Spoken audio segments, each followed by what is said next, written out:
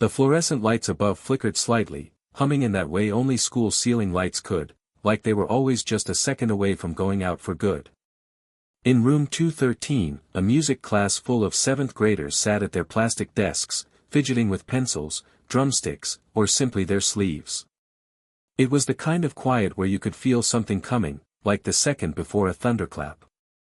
Miss Aldridge stood at the front of the room with perfect posture, her thin mouth pulled into what she probably considered a smile. Her iron-gray bun hadn't moved in a decade, and her matching pearl earrings gleamed with authority. Her voice sliced the air. "Malik Washington, to the front, please." Every head turned. Some eyes widened in surprise. A few mouths pulled into grins. Malik froze halfway through sketching something in the margin of his music worksheet. His pencil snapped from the pressure of his grip. He blinked slowly, like maybe if he stalled long enough, she'd forget. She didn't. "I believe it's your turn, Mr. Washington," Miss Aldridge said, emphasizing his last name like it was something sour on her tongue. He stood, legs heavy like they were shackled, and made the slow walk up to the front of the classroom. The violin case felt 10 times heavier in his hands. His palms were damp. His throat dry. The room suddenly felt 100 degrees warmer. Miss Aldridge gestured to the small stool beside the piano. "You brought your violin today, didn't you?" she asked, faux sweetness dripping from her voice like spoiled honey. He nodded. "Well, show us what you've got." A few giggles rippled through the room. Malik didn't look up. He couldn't. His eyes were locked on the scuffed wooden floor. His heart pounded loud enough he was sure someone in the front row could hear it. He opened the case with shaking hands. Inside was a borrowed violin, old, with scratches and faded varnish. It had been his father's, though he barely remembered him. The strings hummed softly as he adjusted the chin rest. He had barely touched it in years. Someone in the back snorted. "He's gonna screech like a dying cat." More laughter. "Quiet," Miss Aldridge snapped, though her tone lacked conviction. She didn't look angry. She looked amused. Malik placed the violin beneath his chin and raised the bow with trembling fingers. He hadn't prepared. He hadn't even known he'd be called on. Miss Aldridge had never once asked him to play before today. This was no lesson. It was a setup. He drew the bow across the string. It squealed. Harsh. Uncontrolled. The class erupted. Laughter. Snorts. Whispers. Malik's chest tightened. His ears burned. But he didn't stop. He closed his eyes. Tried again. This time, the note was cleaner. Still raw. Still shaky. But clearer. "Keep going," Miss Aldridge said, her voice a mix of boredom and curiosity. He stumbled through a scale. Half-forgotten fingering. A few wrong notes. But something flickered in his memory, an echo of a sound he used to love. He tried again. A short piece his grandmother once hummed while cleaning. Just 4 bars. Maybe 5. For a moment, the laughter died down. A few students leaned forward. But Miss Aldridge clapped her hands once. "That's enough." Malik stopped, startled. She turned to the class with a tight-lipped smirk. "And that, class, is what happens when we don't practice properly." The laughter returned like thunder. Malik stood there, violin at his side, heat flooding his face. Every muscle begged to flee, but he didn't move. Couldn't. The bell rang. Students gathered their things. Still laughing. Still talking. Some gave him looks, pity, amusement, indifference. Malik packed his violin silently, fingers numb. As the classroom emptied, Miss Aldridge approached him. "You know, Malik," she said, her tone almost gentle, "not everyone is meant for classical music. Maybe you should try drums. Or, something with less discipline." She didn't wait for a reply. She walked away, her heels clicking like a metronome against the linoleum floor. Malik sat on the bus home, pressed against the window, violin case clutched like a shield. Outside, suburban streets blurred into gray streaks. He tried to hold the tears back. Not here. Not now. At the next stop, a kid from his class passed by and muttered, "Yo, Juilliard better watch out." More snickering. Malik exhaled, long and slow. That night, in his small room above his grandmother's kitchen, Malik sat on his bed, staring at the violin. His grandmother, Loretta, knocked twice before entering. "I heard what happened." He didn't respond. She walked in anyway, sat beside him. Her hands were rough, worn from years of work, but warm. "People laughed at your daddy, too," she said softly. "First time he picked up that violin, they said he looked like he was holding it wrong. Said he didn't belong on no concert stage. But baby, you know what he did?" Malik looked up. He played anyway. He played like the world owed him an apology. He sniffed. "She made me a joke." Loretta looked him in the eyes. "Then make them listen next time. Hit subscribe and leave a comment with where you're watching from. This story might just spark a new beginning. What's one thing that always pushes you forward, even when things get tough?" Malik always walked the last 3 blocks home from the bus stop with his head down. Not because he was ashamed, though sometimes he was, but because in their part of town, you learn to mind your business, keep your pace, and make it home in one piece. The cracked sidewalks of the East End weren't dangerous, not exactly. Just forgotten. Like the city itself had decided certain blocks were better off buried in rust, old bricks, and overgrown yards. Malik stopped in front of the 2-story house with faded green siding and a porch swing that creaked even when the wind was still. A box of plastic flowers sat beside the steps, his grandma's stubborn refusal to let the world look completely dead. He pushed open the door. The smell of cornbread and something sweet hit him instantly. "You hungry, baby?" Grandma Loretta's voice floated in from the kitchen like a song. "I made peach cobbler. Got a plate with your name on it." Malik didn't answer right away. He dropped his backpack by the door and set the violin case down gently beside it, like it might explode if he wasn't careful. Then he walked slowly into the kitchen, the soles of his shoes whispering against the old linoleum. Loretta stood at the stove, stirring something in a cast iron skillet. She always wore an apron, even when she didn't need to. It was like armor. "You okay?" she asked without turning around. He pulled out a chair and Saturday, "Fine." She made a noise in her throat that meant she didn't believe him but wasn't going to push. "Not yet." She slid a plate of food in front of him, chicken fried steak, mashed potatoes, and the promised peach cobbler off to the side like a reward for surviving the day. He picked at it. "I'm proud of you, you know." Malik looked up, surprised. "Why?" "For playin'. For not lettin' that woman break you in half." He shrugged. "I sounded terrible." "Maybe. But you tried. That's more than most folks do." He wanted to believe her. But all he could hear was the laughter.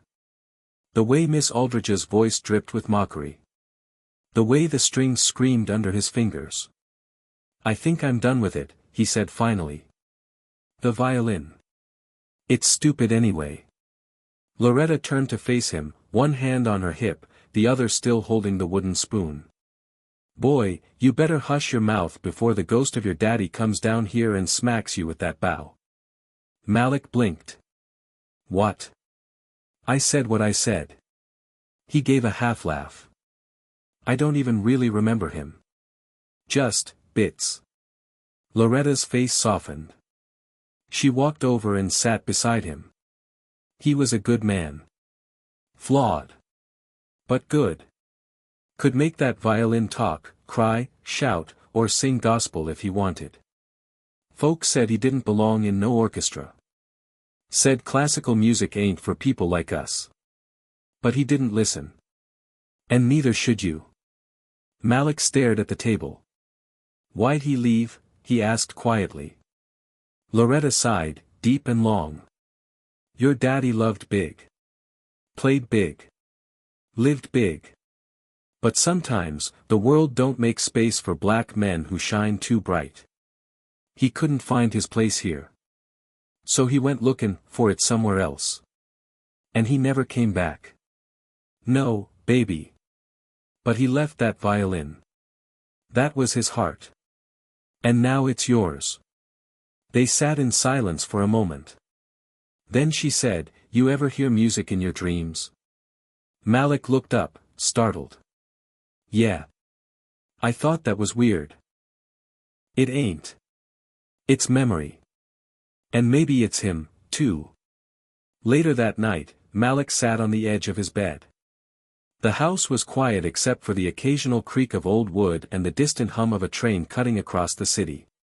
His violin case sat beside him. Closed.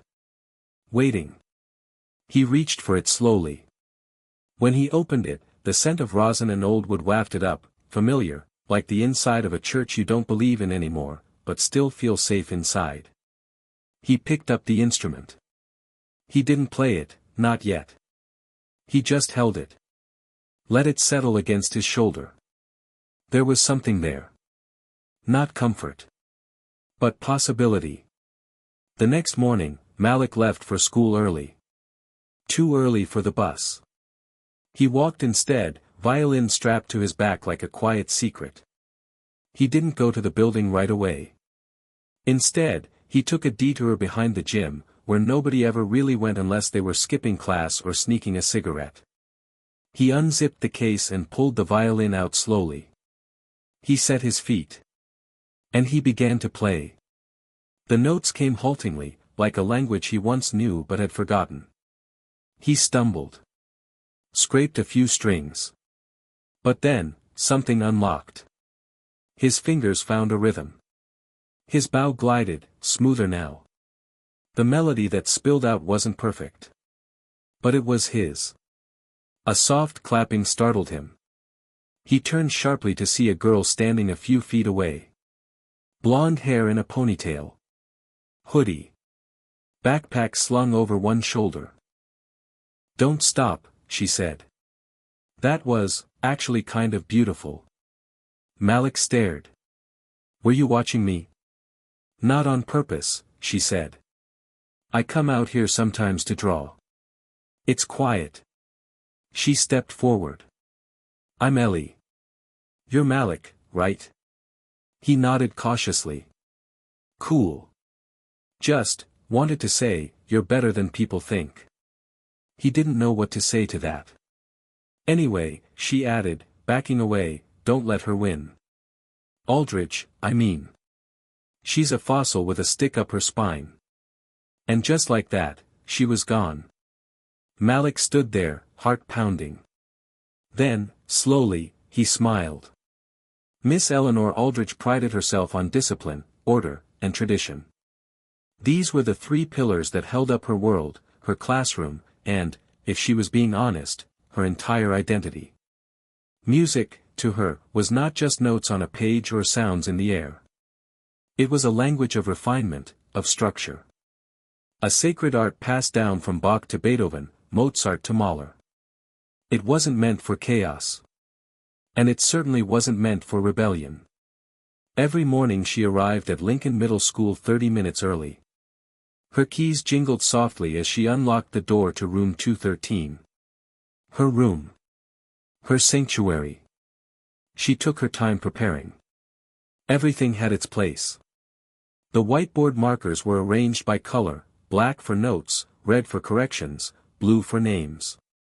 Sheet music sat in perfect stacks. Desks were lined in even rows. Her grand piano gleamed in the front corner, polished weekly. She wiped it again anyway. She believed structure created excellence. But lately, excellence had been harder to find. Especially in students like Malik Washington. She didn't dislike him, not personally. But she didn't see potential, either. He was quiet, moody, disengaged. He never raised his hand. He doodled during class. He rarely turned in homework on time. She assumed he was another student floating through public school without ambition or discipline. That violin he carried? Probably some afterthought, an old instrument someone handed down without purpose. So when she called him to the front of the class the day before, it wasn't out of malice. It was, to make a point. Classical music is not for everyone, she had told herself. Some students need to be reminded of that. But something about how he stood there afterward, clutching the violin like it meant something, that bothered her more than she expected. Later that day, in the teacher's lounge, Miss Aldridge sipped her tea and scrolled through her email. Budget cuts. PTA requests. A reminder from the principal about cultural sensitivity training coming next week. She rolled her eyes. Mrs. Raymond, the 8th grade English teacher, walked in and grabbed her lunch from the fridge. "You look like you're solving a murder," Raymond joked. "Just trying to survive another year of lowered standards and overfunded mediocrity," Miss Aldridge replied. Raymond laughed. "Same old Aldridge. I had a student yesterday try to play Twinkle Twinkle like it was an air raid siren." "Oh no," Raymond said. "Who?" "Malik Washington." Raymond paused, raising an eyebrow. "That the quiet black boy? Wears that gray hoodie every day?" "That's the one. He's in my creative writing class. Wrote a piece last week that made me cry. He's got soul." "Maybe," Aldridge replied. "But soul doesn't win auditions. Technique does." Raymond gave her a look. "Don't underestimate kids like him. Sometimes they just need one person to see them." Miss Aldridge waved her hand. "We've coddled students for too long. I teach music, not therapy." Raymond didn't argue. Just smiled tightly and left the room. That evening, Miss Aldridge returned home to her quiet colonial-style house just outside the city. It was filled with relics, oil paintings of composers, a vintage metronome ticking steadily on the mantel, bookshelves crammed with music theory texts and old concert programs. She poured herself a glass of wine and sat by the window, staring out at her manicured lawn. Her phone buzzed. A notification. One of the parents from her class had posted a video online, some student talent show performance. She almost scrolled past it. But then she saw a familiar name in the caption. Malik and Ellie, Jazz/Classic Duet, Student Showcase Preview. Her finger hovered over the play button. She clicked. The screen filled with a grainy clip of Malik holding his violin beside a piano. Ellie, the bright, curious girl from her 3rd period, sat at the keys. The music began softly. A slow blend of classical melody and warm jazz chords. Then Malik came in. It wasn't flawless. His bowing was still a bit rough, fingering not quite fluid. But there was tone. There was phrasing. There was soul. Her mouth parted slightly.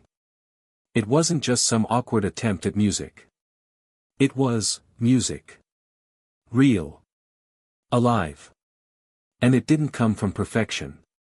It came from somewhere else. She turned off the video. Then sat there in silence, staring at the dark screen.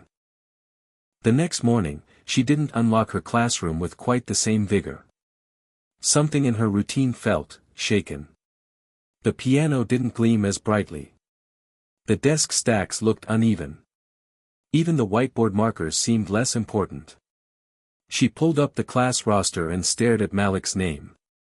There was something she hadn't seen. Or maybe refused to see. She remembered her own teacher, Maestro Feldman, an old Hungarian violinist who taught her at Juilliard summer camp. He had pushed her hard, criticized her constantly. But he believed in her. She remembered crying after a lesson once. Feldman had looked her in the eye and said, "You are more than your mistakes. But you must earn your sound." Miss Aldridge had spent her entire career trying to live up to that. And now she wondered. Had she ever offered that same grace to her own students? Had she ever believed in a child before they gave her a reason? Especially one like Malik. During third period, she watched him out of the corner of her eye. He sat quietly. Took notes. Didn't fidget. Didn't speak.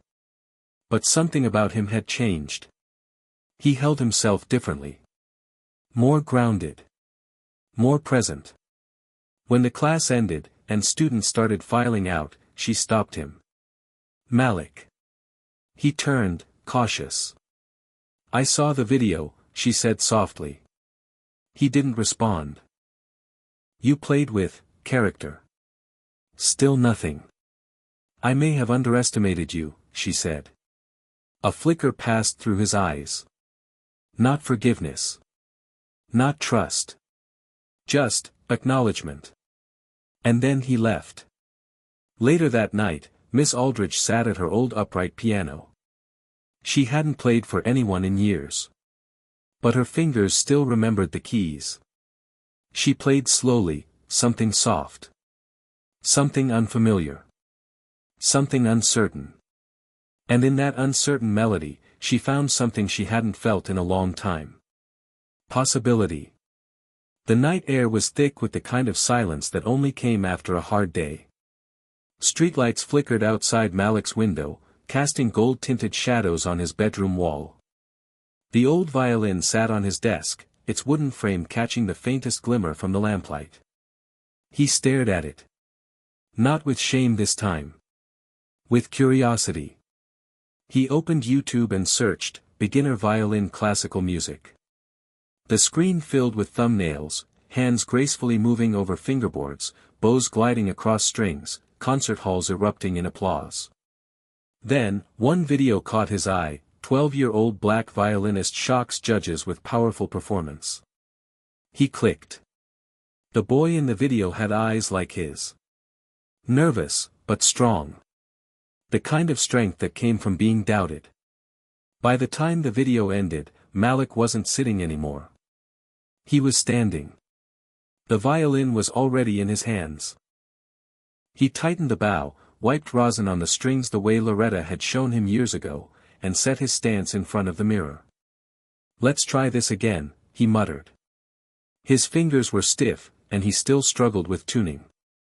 But this time, he wasn't trying to prove anything to Miss Aldridge or the class. He just wanted to know what his hands could do. Loretta sat in the living room with a glass of sweet tea and an old photo album on her lap. The smell of warming dust and memories lingered in the air. Then, music. Faint at first. Wavering. But there. She put the tea down and walked softly toward the hallway. She found Malik in his room, standing in front of the mirror, eyes focused, bow moving slowly over the strings. The melody was shaky, but she recognized it immediately. Ain't misbehavin'. She smiled. Boy, she said gently, where'd you hear that one? Malik startled and nearly dropped the bow. Sorry, I didn't think you'd hear it. Child, I heard that note from 2 decades ago. That was your father's piece. His eyes lit up. He played this. He played it like he owned the rights. Loretta stepped into the room and sat on the edge of his bed. I haven't heard that tune in 20 years, she said. He used to play it at this little club down on Jefferson. They'd call him Little Ray, 'cause he looked like a baby Ray Charles with a violin. Malik laughed for the first time that day. Seriously? I'm tellin' you, he could make that room freeze just by walking in. First song, folks stopped talkin', put down their drinks. He didn't just play music, he told a story. Malik sat beside her, resting the violin on his lap. Why'd he stop? Loretta's smile faded. Life's heavy, baby. Especially when you're tryin' to make music in a world that only wants noise. He got tired of fightin' to be heard. Malik was quiet for a long time. Then he said, I don't want to stop. Loretta placed a hand over his. Then don't. The next few days, something shifted in Malik. He started waking up earlier. Practicing before school, again after dinner. He watched videos, learned how to tune by ear, how to hold the bow with less tension. He was still getting it wrong more than right, but something in him had clicked. Music wasn't just sound anymore. It was a voice. His voice. On Friday, Ellie found him in the library during lunch, headphones on, tapping along to something playing on his phone. She sat across from him. Practicing mentally now. He jumped a little, pulling the earbuds out. Sort of. Watching fingering techniques. Ellie raised an eyebrow. From YouTube? It helps. She smiled. You're serious about this now? He nodded. I want to get better. I have to. She hesitated, then said, I know a place. Not like a formal class, more like a group jam thing. My cousin goes there. They meet every Saturday afternoon. All kinds of instruments. You should come. Malik raised an eyebrow. Wouldn't I be the only kid with a violin? She grinned. Exactly. You'd be the interesting one.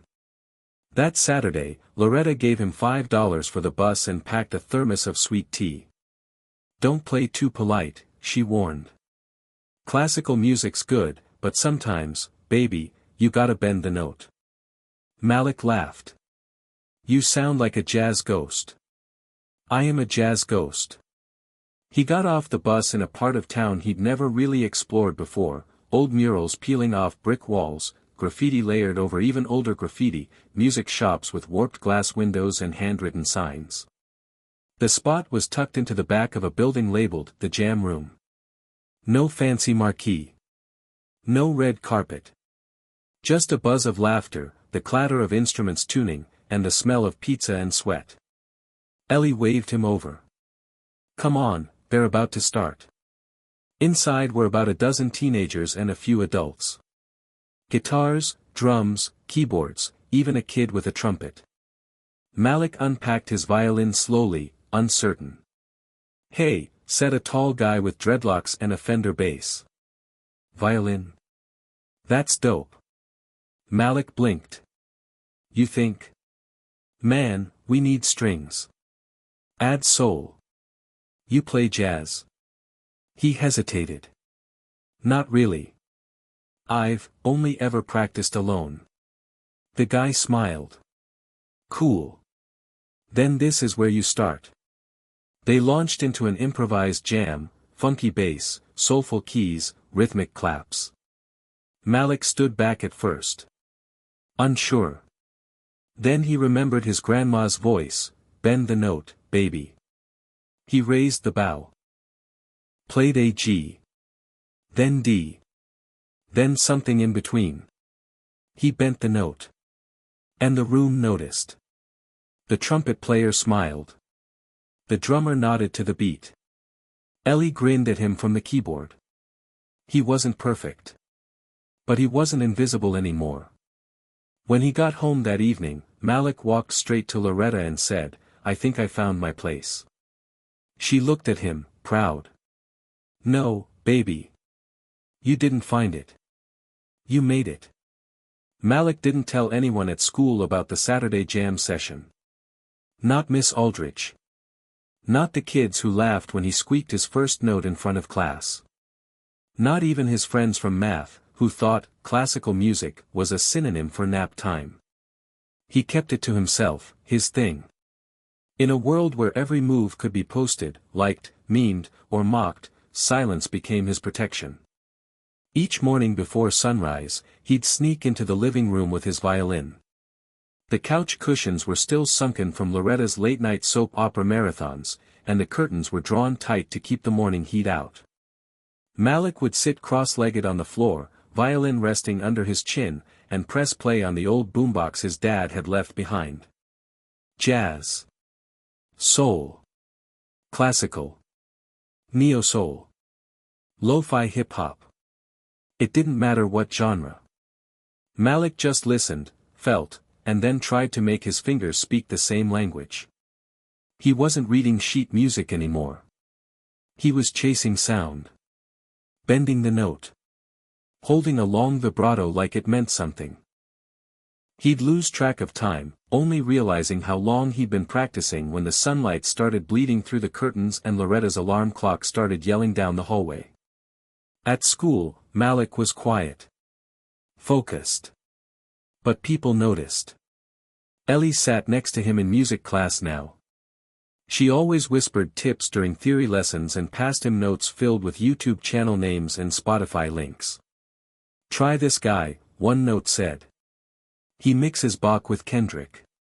Malik smiled every time. Still, he kept his violin hidden during the school day.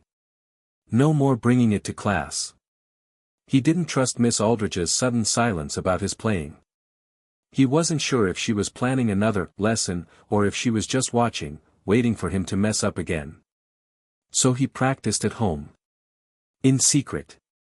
Every day. One Friday afternoon, after school let out, Malik took a different route home. Instead of heading toward the bus stop, he ducked into the back of the music building.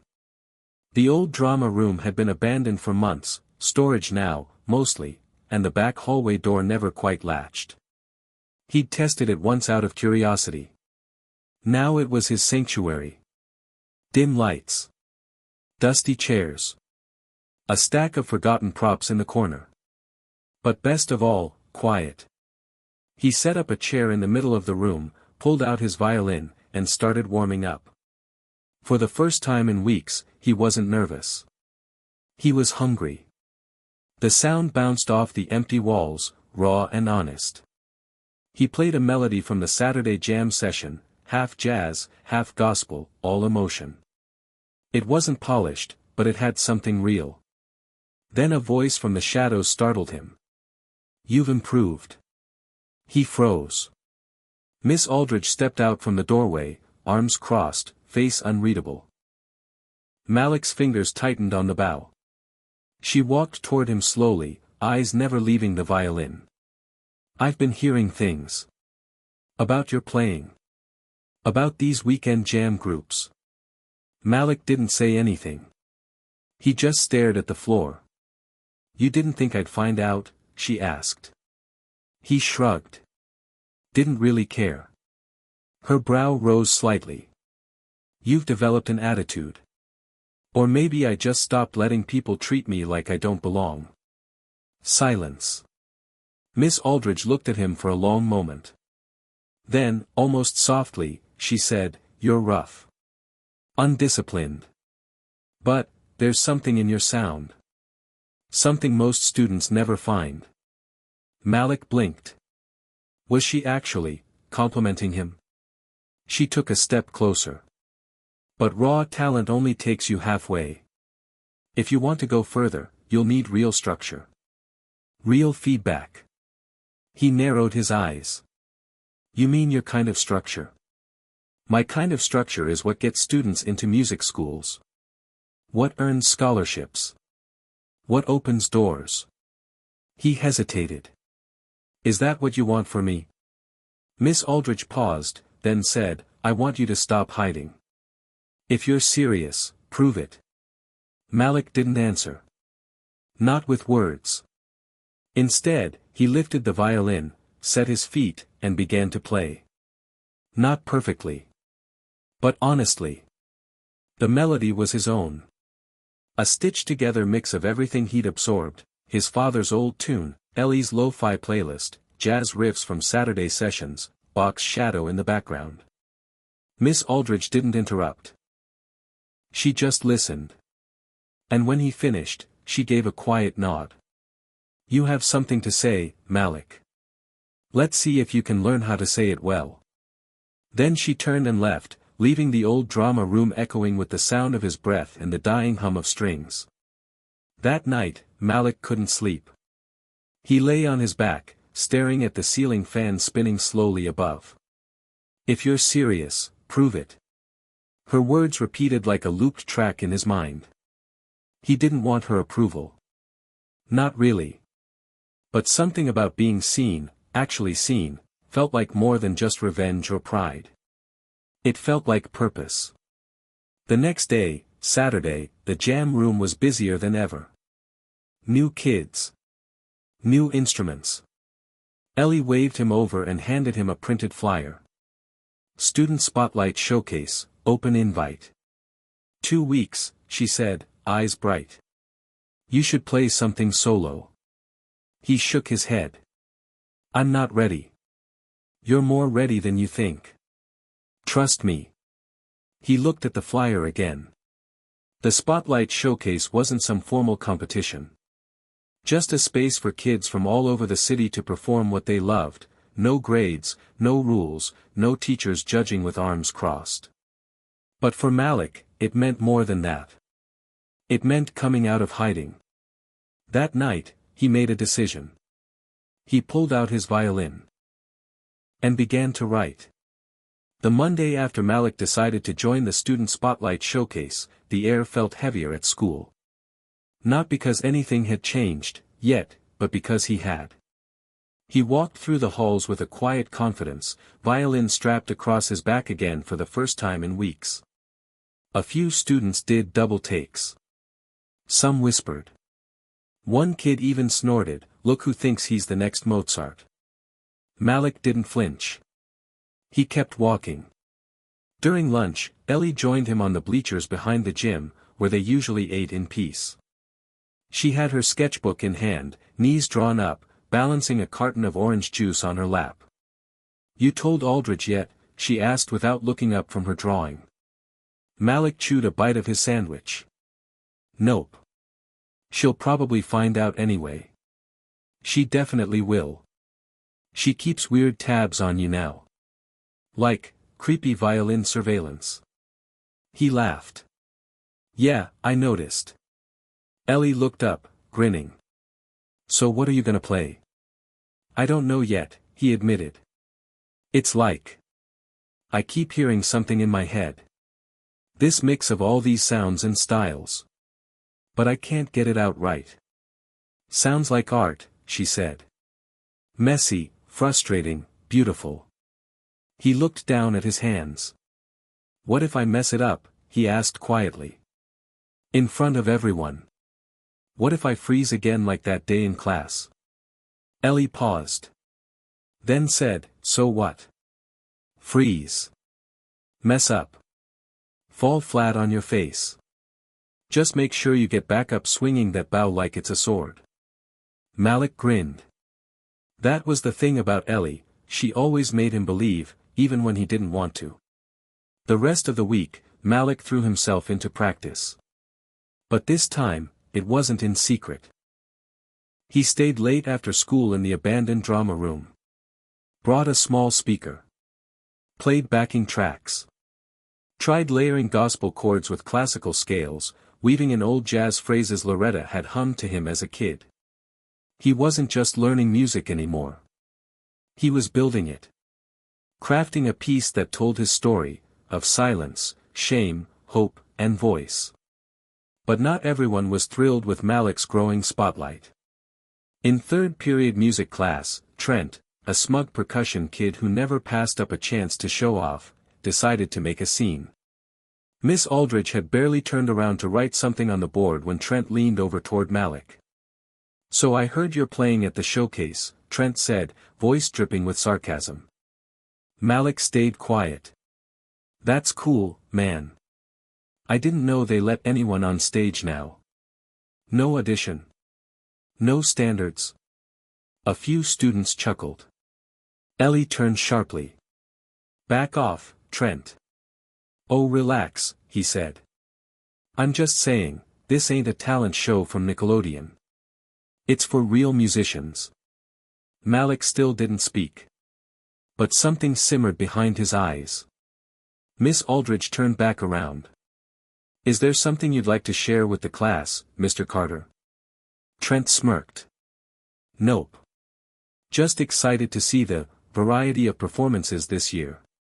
Miss Aldridge glanced at Malik, but said nothing. After class, as students were filing out, she stopped Malik at the door. "You should ignore him," she said. He's insecure and performs behind a drum kit because he's terrified of melody. Malik almost laughed, but didn't. She continued, I hear you've been working hard. He nodded. I signed up for the showcase. I know, she said.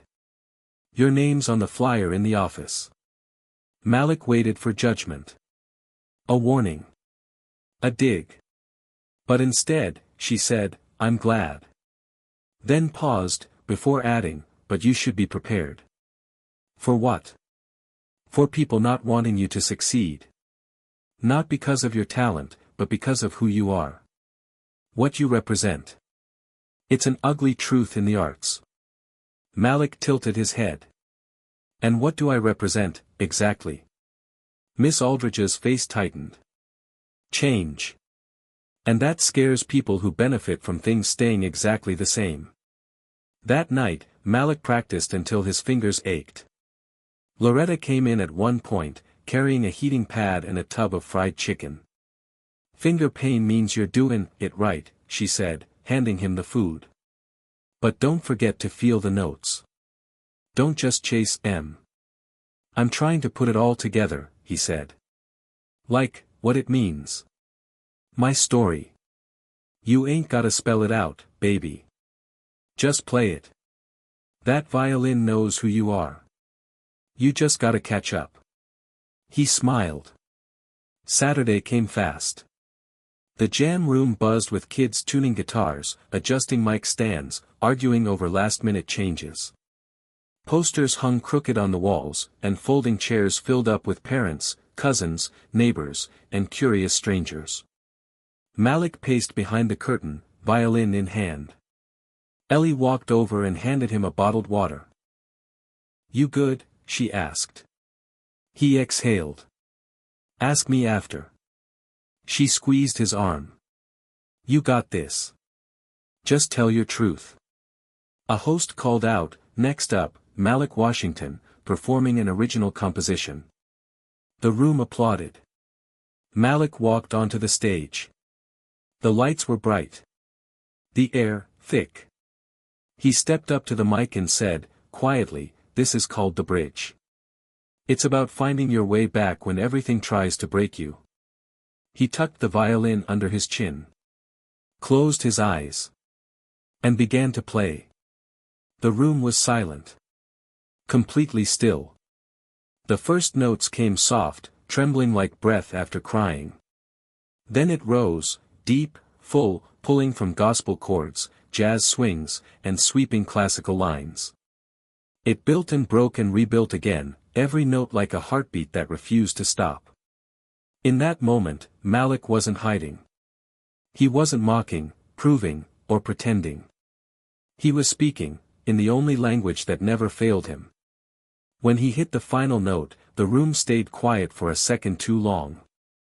Then. Applause. Not polite. Not casual. Real. People stood. Cheered. Someone in the back whistled. Ellie jumped up from her seat, clapping until her palms turned red. Malik lowered his violin, chest rising and falling, sweat on his brow, but smiling. He did it. He told the truth. And this time, the world didn't laugh. It listened. By Monday morning, something had shifted. It wasn't loud. It wasn't dramatic. But it was there, undeniable. People looked at Malik differently now. Some nodded when he passed. Others whispered when they thought he wasn't listening. A few clapped him on the back like he was some kind of hometown hero. He wasn't used to attention that didn't come with a joke or a jab. As he walked through the halls, violin strapped across his back, Ellie leaned in beside him. You went viral, she said, grinning. What? Somebody recorded your performance. It's on TikTok. Got, like, 82,000 views since Saturday. Malik's eyes widened. You're lying.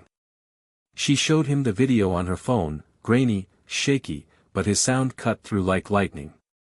The caption read, "This kid's got soul. Remember his name." Malik felt his stomach twist. Not from fear this time, from possibility. But not everyone clapped. By lunch, the whispers had turned sharp. He only got attention 'cause of the race thing. Bet his grandma made him do it. He's just copying stuff he saw online. Malik sat alone at the edge of the quad, earphones in, trying to drown it all out with Miles Davis.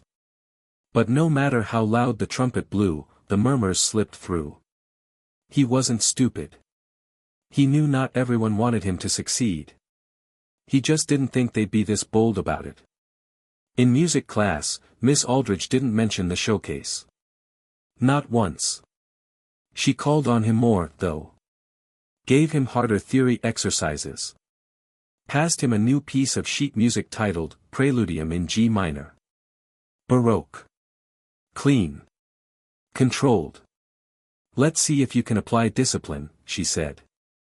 Malik nodded, but inside, part of him sank. It felt like she was testing him. Like his raw performance wasn't valid unless he could prove he could also play by the rules. After class, Ellie caught up with him near his locker. You okay? Yeah. Just tired. She hesitated. You know what you did up there meant something, right? Not just to you. To other kids too. People saw it. That's the problem, he muttered. Now they're watching. Good. Let them. He glanced at her. You ever feel like people want you to fail just so they feel better about doing nothing? All the time, she said. But you don't let them win. You play louder. That night, at home, Loretta was waiting in the kitchen with a slice of sweet potato pie and a copy of the South Oak Weekly. On the front page, local student brings house down with soulful violin performance. A still from the video captured Malik mid-note, eyes closed, bow in midair like a wand. Malik stared at it, speechless. They called from the church, too, Loretta said. Want you to play during Youth Sunday. He shook his head, stunned. How is this happening? She smiled. You made a sound the world wasn't ready for, but needed anyway. That's power, baby.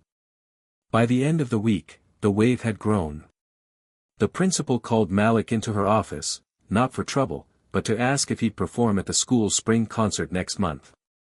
We've had a little too much Katy Perry and Bruno Mars over the years, she said with a chuckle. It's time for something real. Malik agreed. Nervously. Quietly. But deep down, something inside him was standing taller. He could feel it, the shift. The beginning of belonging. But when you shine, some people want to dim you.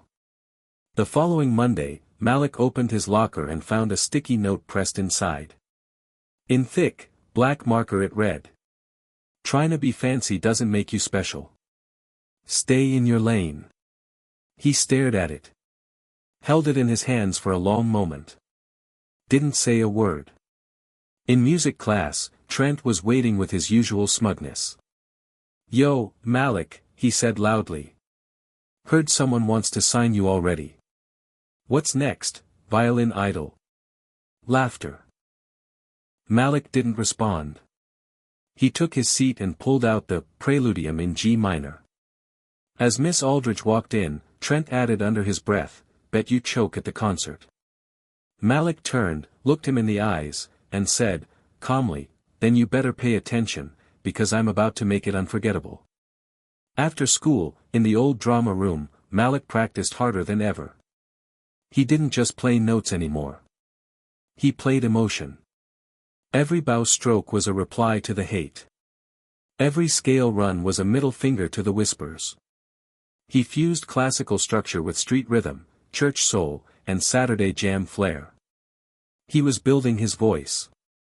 Not theirs. A week later, he returned to the jam session. The room erupted with cheers the moment he walked in. You're the TikTok kid, someone yelled. Yo, that video made me cry, bro. Malik grinned, cheeks flushing. He wasn't used to praise, but he didn't run from it either. This time, when he played, it wasn't for revenge. Or even for proof. It was for the joy. And as the bass thumped and the crowd clapped along, Malik knew, he was no longer a secret. He was a wave now. And waves don't ask permission. They move. Malik sat at his desk, flipping through the pile of assignments he had ignored over the past week. The final bell rang, signaling the end of another school day. But instead of the usual rush to leave, Malik stayed seated, his fingers tapping the edge of his notebook nervously. He'd been waiting for a call all day. Ellie had been texting him all afternoon, asking if he'd heard from anyone about the performance at the spring concert. Malik had brushed it off, too distracted by the noise in his head to answer. It was only a matter of time, he figured. Things had changed. And now, the world was paying attention.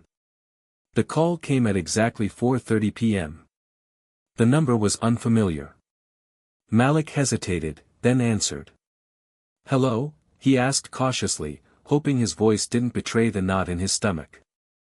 "Is this Malik Washington?" a smooth voice said from the other end. It was warm, professional, and laced with an accent he couldn't quite place. "This is Malik," he replied. "Who's this?" "This is Mrs. Thompson from the East Coast Conservatory of Music," the voice said, pausing slightly. "I'm calling regarding your performance at the Student Spotlight Showcase.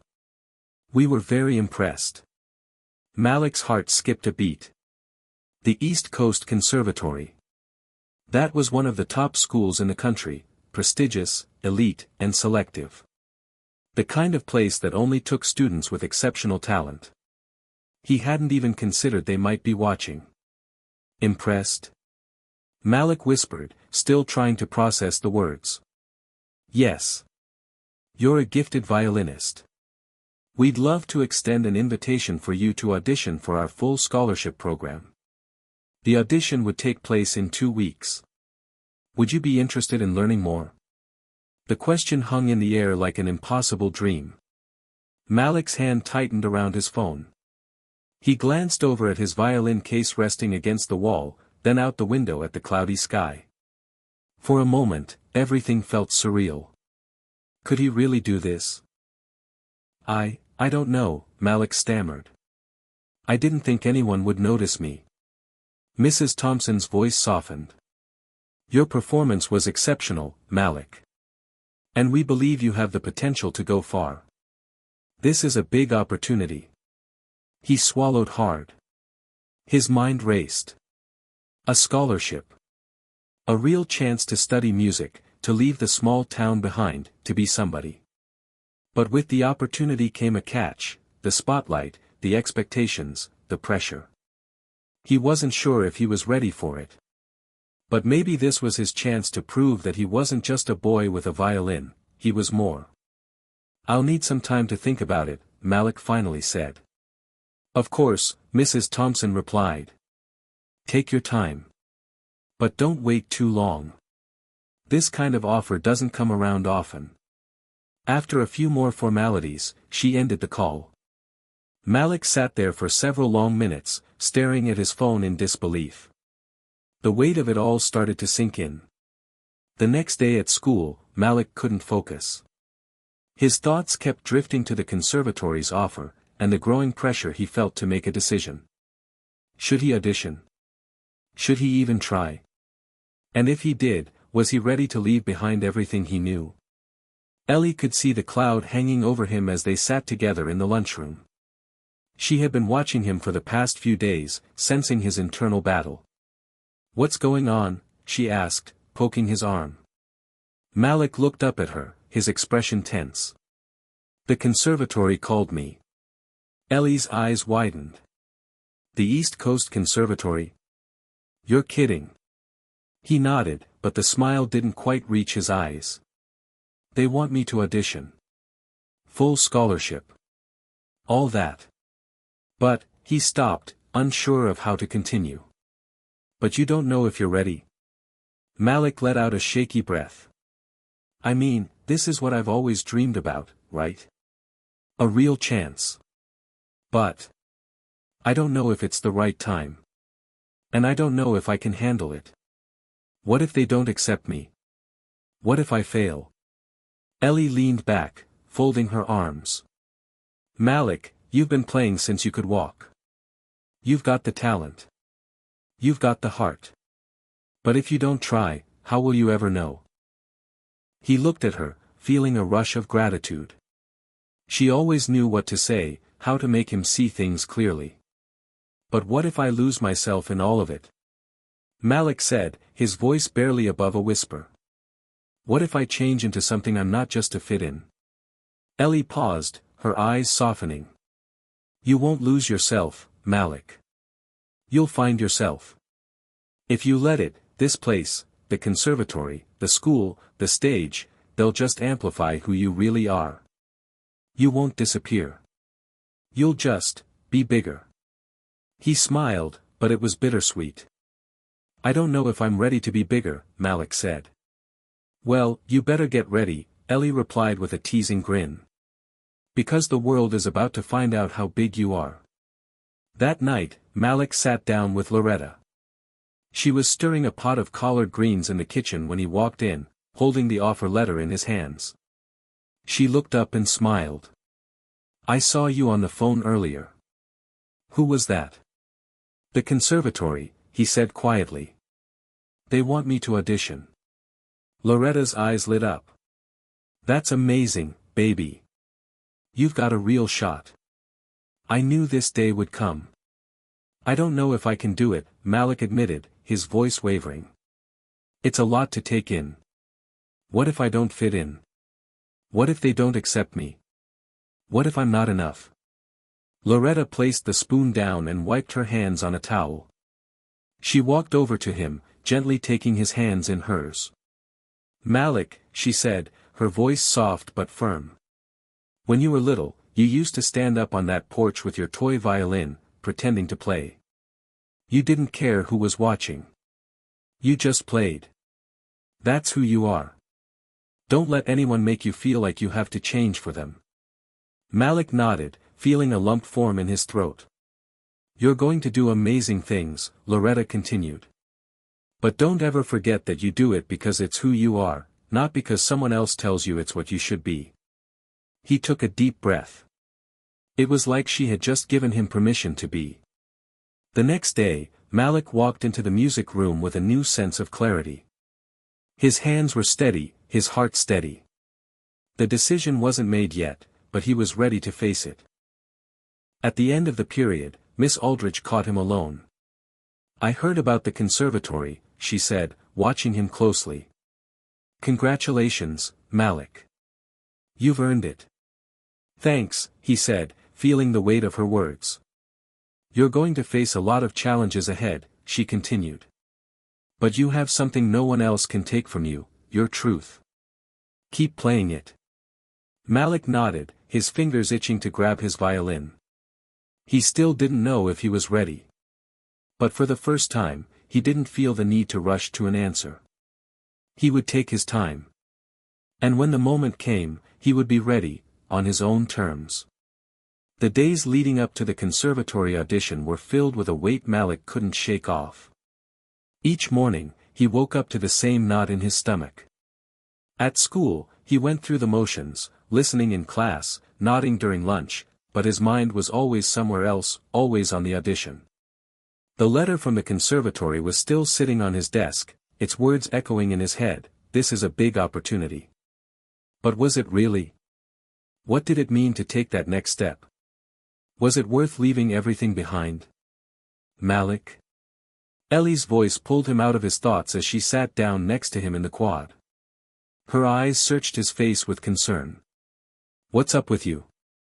You've been out of it all week. He looked at her, a half-hearted smile on his face. Just thinking. Ellie tilted her head. About what? The audition, he admitted, his voice quieter than usual.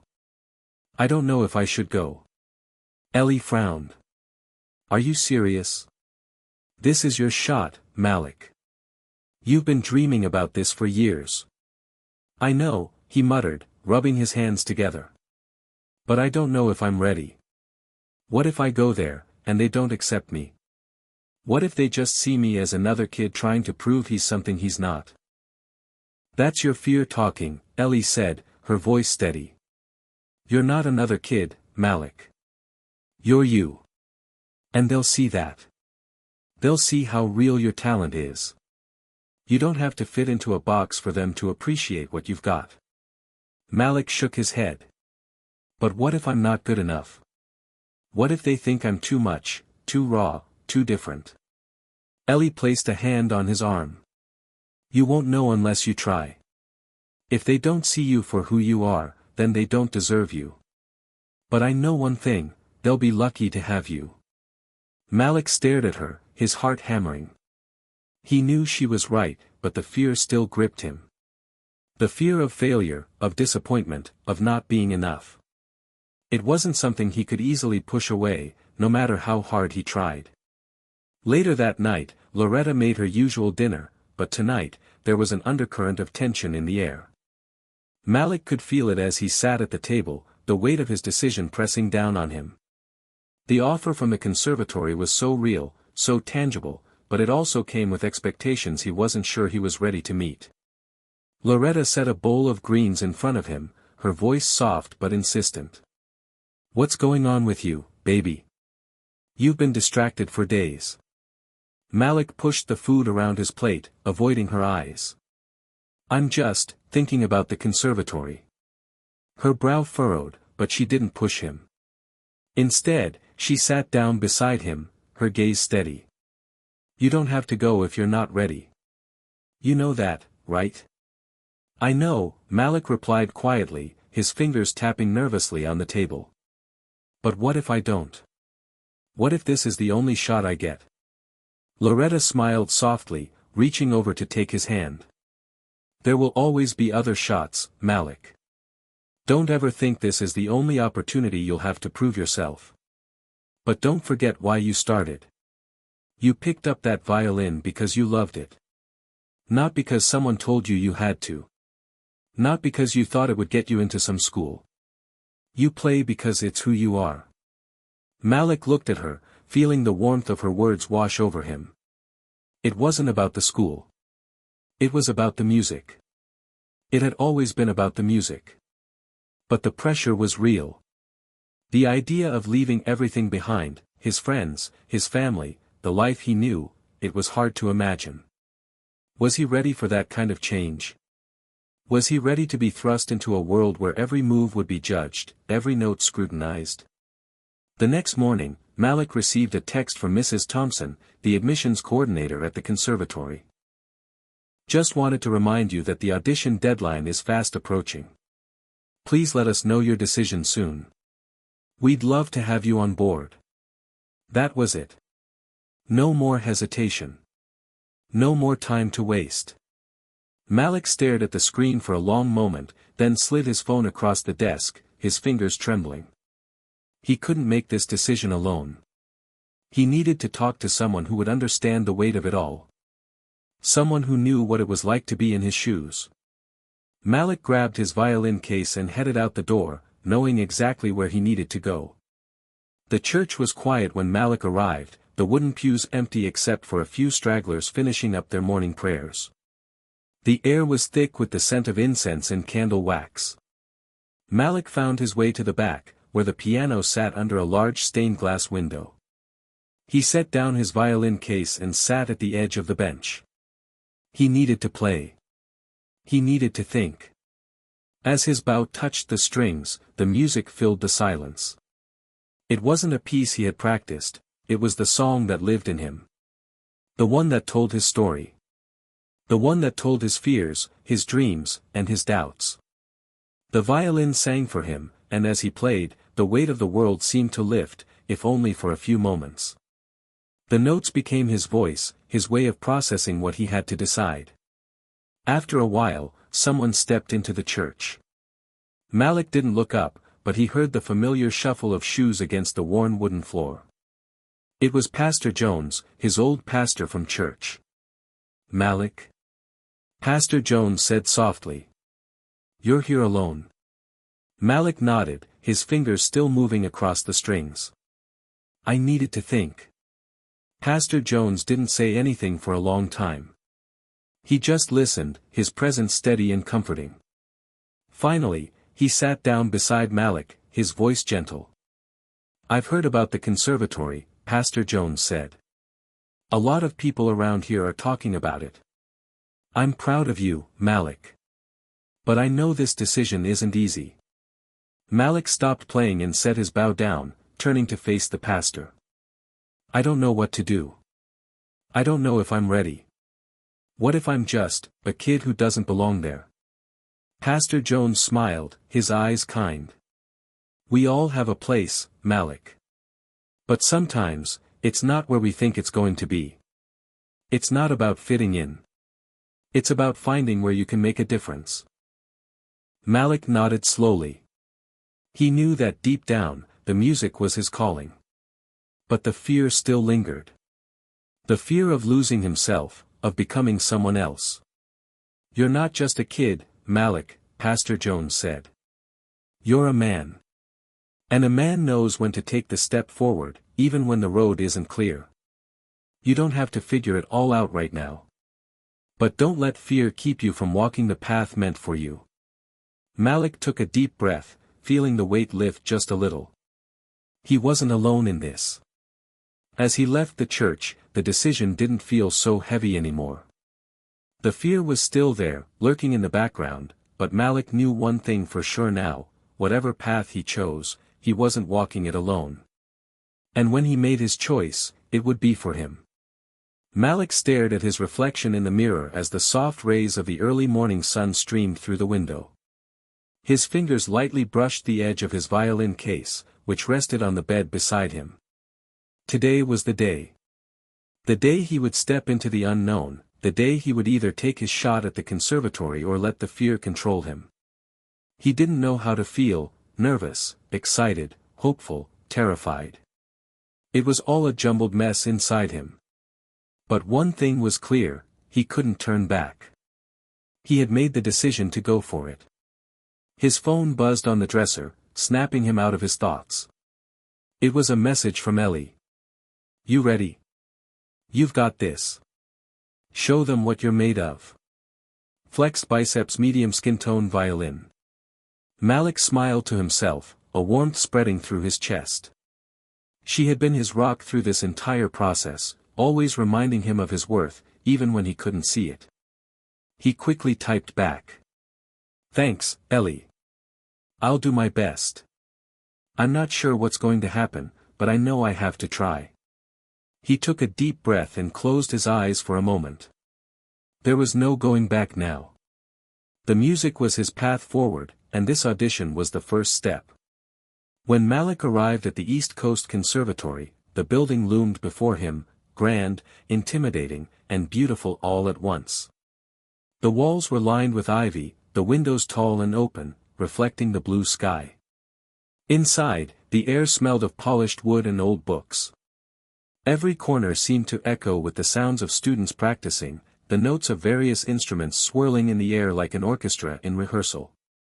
He walked up to the front desk, feeling a wave of anxiety hit him. His palms were sweating, his heart was racing, and for the first time in a long while, he wasn't sure if he was ready. A receptionist looked up with a smile. "You must be Malik Washington. Welcome. Your audition is in room 304. Just follow the signs down the hall."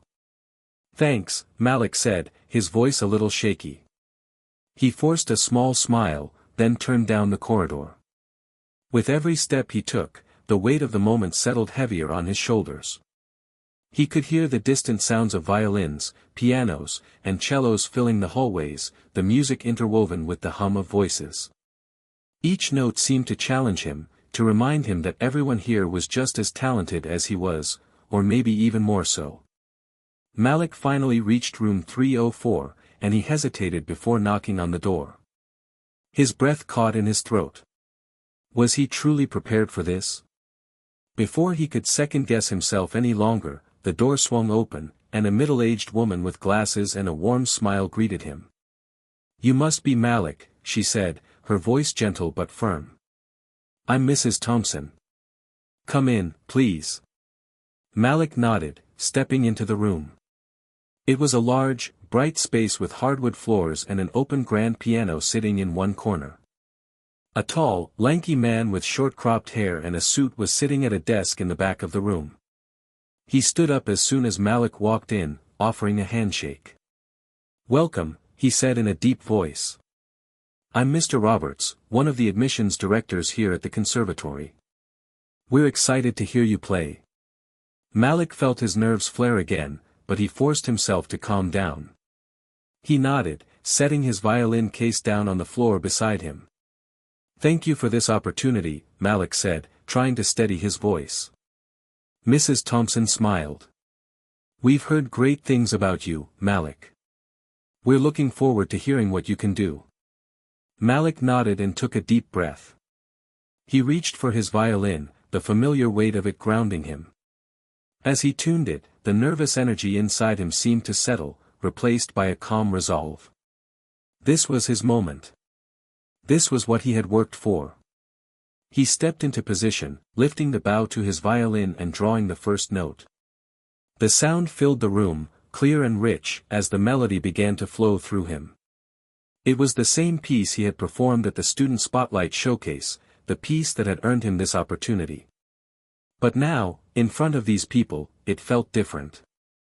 The stakes were higher. He closed his eyes, letting the music take over. He played as though there was no one in the room, as if he were playing for himself and no one else. The notes rose and fell, smooth and fluid, each one pulling him deeper into the moment. It felt like he was floating, like the music was carrying him through a world of his own making. He played for his mother, for his family, for Ellie, for all the people who believed in him. He played for himself, because it was who he was. When the final note resonated in the room, he opened his eyes to find Mrs. Thompson and Mr. Roberts both silent. They didn't immediately clap or speak, and for a moment, Malik felt his heart drop. Had they not liked it? Did they think he wasn't good enough? Finally, Mrs. Thompson spoke, her voice steady. "Malik, that was beautiful. Your tone is rich, your technique is impeccable. You've got the heart and the soul of a true artist." Malik exhaled, the tension in his chest easing. He glanced at Mr. Roberts, who gave him a thoughtful nod. "I couldn't agree more," Mr. Roberts said. "You have something rare, Malik. Something special. We don't often see this level of passion combined with technical skill." Malik's eyes widened. He had been prepared for constructive criticism, but hearing those words filled him with a sense of pride he hadn't expected. "We'd like to offer you a place in our full scholarship program," Mrs. Thompson continued. "You've got a real future here." For a moment, Malik couldn't believe what he was hearing. The words seemed to float in the air, almost too good to be true. He had made it. He had done it. "Are you sure?" he asked, his voice barely above a whisper. Mrs. Thompson and Mr. Roberts both smiled warmly. "We're sure," Mrs. Thompson said. "You belong here, Malik. You've earned this." Malik stood there, his hands trembling slightly as he held on to his violin. It was like the world had stopped spinning for just a second. He had done it. He had made it. But as he stood there, staring at the two people who had just changed his life forever, another thought crept into his mind: what now? He was no longer the boy from a small town with a dream. He was the boy who had just earned a scholarship at one of the most prestigious conservatories in the country. This was the moment everything changed. When Malik left the room, he felt a strange mix of emotions. Relief, joy, disbelief. But above all, there was something else, a sense of purpose. He had made the right decision to come here, and now, he was ready for whatever came next. As he walked out of the building, the sun had begun to set, casting a golden glow over the campus. Malik looked up at the sky, a smile tugging at his lips. He wasn't sure where this path would lead him, but he knew one thing for certain: he was finally stepping into the light. Hit subscribe and leave a comment with where you're watching from. This story might just spark a new beginning. What's one thing that always pushes you forward, even when things get tough. The first few weeks at East Coast Conservatory were a whirlwind of new faces, new routines, and new expectations. Malik had barely unpacked his things in his dorm room before the reality of what he had signed up for set in. Every practice session, every lesson, every rehearsal was an intense reminder that this wasn't just a dream, it was a battleground. He had heard the rumors before coming here. The conservatory was known for being tough. Only the best students made it to the top, and those who faltered were quickly left behind. Malik had heard the whispers in the hallways, watched the confident students walk by with their instruments, their posture a silent declaration of the skill and discipline they carried with them. But Malik wasn't intimidated, at least, not at first. After all, he was here because he had earned it. He had something special, something the admissions committee saw in him. He wasn't just any other student. He had the heart, the passion, and the talent to succeed. He had to believe that. But as the days turned into weeks, Malik began to realize how different things were from what he had imagined. The level of competition was fierce. Every student seemed to have a refined technique, years of experience, and connections that gave them an edge. They were all better than he was. He could feel it during every class, every practice, every performance. In the back of his mind, doubts began to creep in. One day, during a master class, Malik had his first taste of what it meant to be a small fish in a big pond.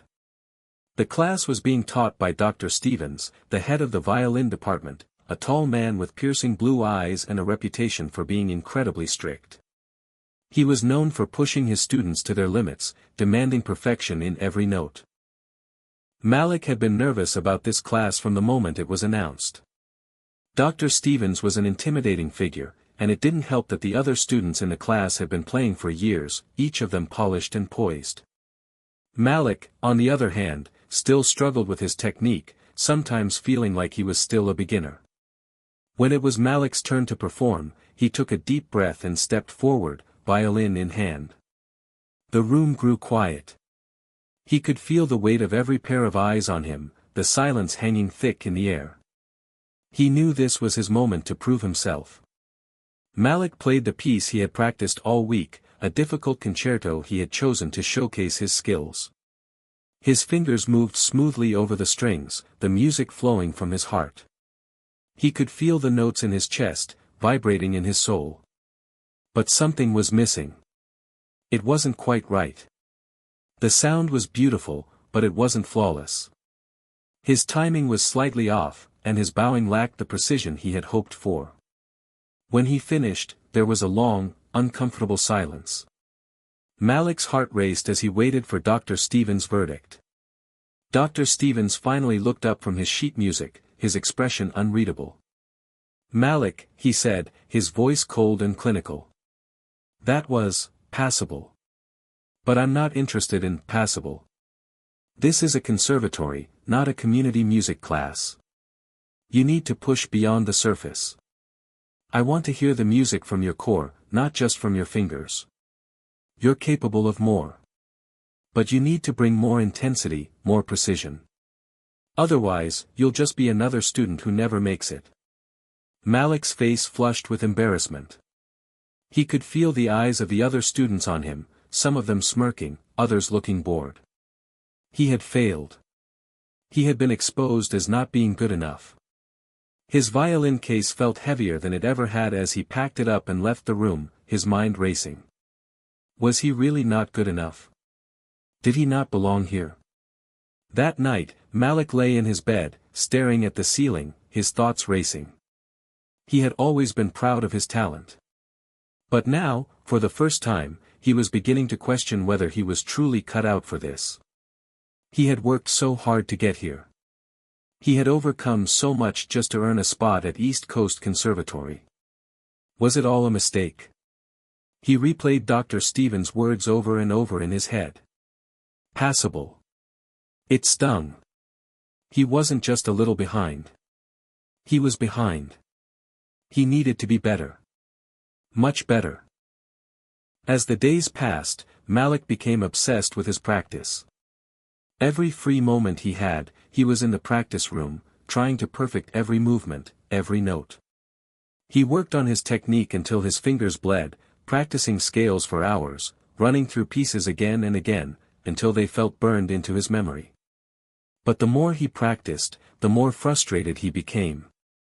He felt like he was running in circles, never reaching the level of mastery he knew he needed. His friends noticed the change. Ellie called him one evening, her voice concerned. "Malik, I haven't heard from you in days. What's going on?" He sighed, running his hand through his hair. "I'm not good enough, Ellie. I thought I could do this, but I'm not making progress. I'm falling behind, and I'm not sure if I can catch up." "You're not falling behind," Ellie said firmly. "Everyone has their own pace. You're just pushing yourself too hard. You've got this talent. I've seen it. Just trust yourself." But Malik wasn't sure. He couldn't afford to trust himself. He needed to be better, and he needed to be better fast. The next week, during another master class, Malik received another wake-up call. This time, it came from one of the senior students, a talented violinist named Jessica, who had been at the conservatory for years. She had been the shining star of the department, her technical skills flawless, her performances captivating. Jessica was known for being kind, but she also had a reputation for being a little competitive. She always seemed to be one step ahead of everyone else, and Malik felt it every time they shared a practice room. One afternoon, Malik was tuning his violin when Jessica walked in, her eyes scanning the room. She glanced at him, a smug smile forming on her face. "Working hard, huh?" she said, her voice dripping with condescension. "Well, I hope you're ready. You'll need all the practice you can get if you're going to keep up around here." Malik didn't respond. He didn't want to give her the satisfaction of knowing how much her words stung. But they did. She had a way of making him feel like he didn't belong, like he wasn't good enough to be in the same room as her. As he played his piece, his mind started to wander. He could feel her eyes on him, could hear the way her violin sounded so much more fluid and controlled. It was like every note she played was effortless, while Malik struggled to catch up. But as the days passed, Malik realized something. The more Jessica pushed him, the more determined he became. He couldn't let her define him. He couldn't let anyone define him. He would show them all that he had what it took. He wouldn't let fear or doubt control him. He would find his own rhythm, his own sound, and nothing would stand in his way. Malik took a deep breath as he looked at his violin, determination flickering in his eyes. It was time to stop comparing himself to others. He was Malik Washington, and he had something no one else did. His journey was just beginning. Malik woke up earlier than usual the next morning, his eyes still heavy with the weight of his sleepless nights. He had spent the last week trying to perfect his technique, practicing long hours into the night, pushing his fingers to the limit. The frustration of not seeing immediate improvement was starting to wear him down, but today, something felt different. Today, Malik decided he wouldn't let fear hold him back. He looked at the clock and quickly threw on his conservatory uniform, grabbed his violin, and left his dorm room. He had to find his rhythm again. He had to find his sound, one that was authentic to who he was as an artist, not one defined by anyone else. The practice rooms were quieter than usual when Malik arrived. It was still early, and most of the students hadn't come in yet. He picked one of the smaller rooms, away from the hustle and bustle of the main hall. As soon as he stepped inside, he could feel the energy shift. The room was empty, just him and his violin, a clean slate, free from the judgments and comparisons of the outside world. He tuned his violin slowly, allowing each string to resonate in the quiet space. He closed his eyes and took a deep breath. Let go. His bow gently grazed the strings, and the first few notes of the piece he had been struggling with filled the room. This time, he played with a different intention. Instead of focusing on perfecting every note, every movement, he let the music guide him, trusting his instincts. He wasn't just playing to impress anymore. He was playing for himself. As his fingers moved across the fingerboard, Malik felt something he hadn't in days, a flow. The music was no longer a series of technical challenges, it was an expression of who he was, his own heart and soul intertwined with each note. He could hear the difference in the sound, fuller, richer, more alive. For the first time in weeks, Malik smiled. This was it. This was the breakthrough he had been waiting for. As the morning passed, Malik continued to practice, and for the first time, he allowed himself to make mistakes without feeling discouraged. The more he played, the more comfortable he became. He could hear the improvements in his technique, his timing, his bowing. It wasn't perfect, but it didn't need to be. He wasn't trying to be someone else. He was Malik. He was playing for his voice, his truth. At lunch, Malik sat with Ellie, his best friend who had supported him through it all. She could see the difference in him instantly, the change in his demeanor.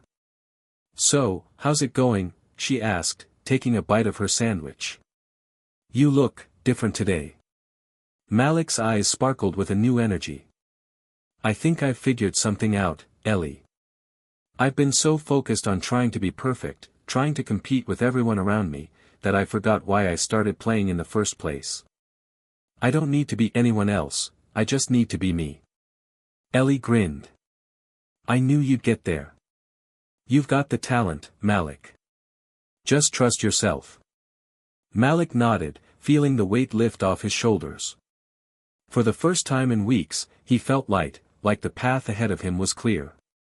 It wasn't about winning or impressing others, it was about growing, learning, and staying true to who he was. The following week, the conservatory held a recital for the first-year students. It was a low-stakes performance, more for practice than for judgment, but Malik couldn't shake the nervousness that bubbled inside him. He had made great strides, but performing in front of an audience was always a different challenge. He spent the entire day in his dorm room, going over the piece he planned to perform, a challenging Bach solo. He had always loved Bach's music, its precision and beauty, but performing it in front of an audience felt like a daunting task. Still, Malik had made up his mind. He would not let the fear of failure control him any longer.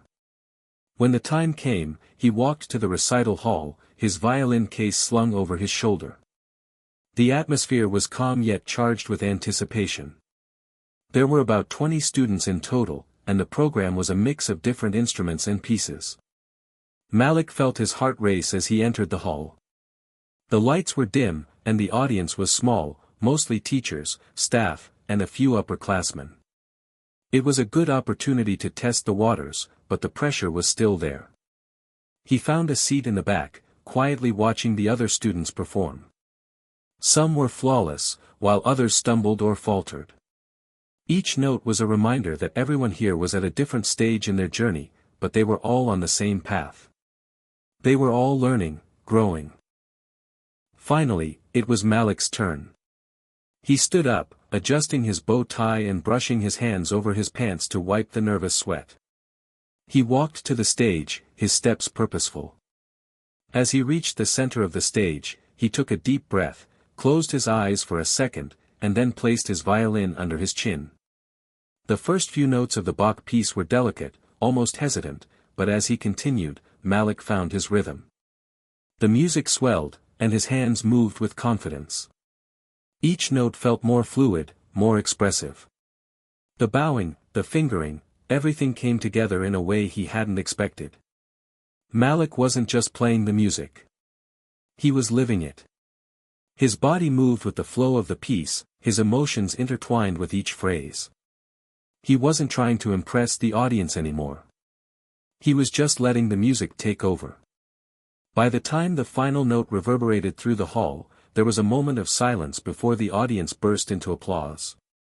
Malik stood still for a moment, his heart racing. He couldn't believe it. He had done it.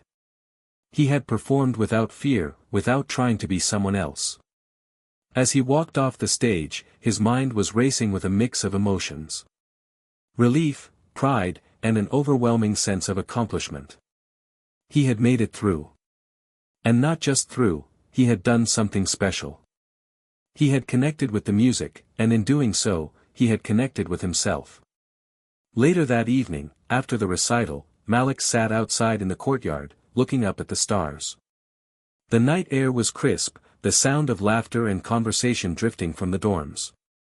He thought about everything that had led him to this point, the struggles, the failures, the doubts, and, finally, the breakthrough. He had learned that he didn't need to compare himself to others. He didn't need to be perfect. He just needed to trust in his own journey, his own talent, and his own voice. Ellie joined him, sitting beside him on the bench. She looked at him with a proud smile. "You were amazing, Malik," she said. Malik smiled back, a feeling of peace settling in his chest. "I think I'm starting to believe that I can do this." The path ahead would still be challenging. There would be more obstacles, more doubts, more difficult days. But Malik knew one thing for sure, he had the strength to face them. He had made his breakthrough, and now, nothing could stop him. The weeks following Malik's breakthrough were filled with a quiet, hard-earned confidence. He was no longer the nervous, uncertain student who had entered East Coast Conservatory with nothing but a violin and a dream. He had made it through the first trials, performing well in the recital, and for the first time, he felt like he truly belonged. His technique was improving, and his sound, his voice, was becoming more distinct. But life, as it often does, had a way of reminding Malik that the road to greatness was never a straight line. He had just finished a particularly grueling practice session when he received an email that would shake him to his core. The subject line was simple: audition results. Malik's stomach twisted as he opened it, already sensing that something wasn't right. He had been auditioning for a prestigious summer program, a stepping stone to potentially secure a spot with a major orchestra, something that could shape his future as a professional violinist. It was a huge opportunity, one that he had been preparing for months. The email was brief, almost dismissive in its tone. Malik read it twice, each time with growing disbelief. Dear Malik Washington. Thank you for auditioning for the 2025 Summer Orchestral Program. After careful review, we regret to inform you that you have not been selected for this year's program. While we were impressed by your playing, we believe that there are areas in which you could benefit from further development before joining such a high-caliber program. We encourage you to continue refining your technique and audition again next year. Best regards. The Summer Orchestral Program Team. Malik's hands trembled as he stared at the screen, the words seeming to blur together. He read the email again. Then again. Each time, it felt like a punch to the gut. Not selected. The phrase echoed in his mind, a cruel reminder of how far he still had to go. He had been so sure, so confident, that he was ready. But the reality of rejection hit harder than anything he had felt before. It wasn't just a missed opportunity, it was a message that he wasn't good enough yet. That he hadn't arrived. Not yet. He sat in his dorm room for what felt like hours, staring at the email, unable to move. His mind raced with a mix of anger, frustration, and doubt. All the progress he had made, all the confidence he had built, seemed to crumble in an instant. The next day, Malik couldn't bring himself to practice. He didn't feel like picking up his violin.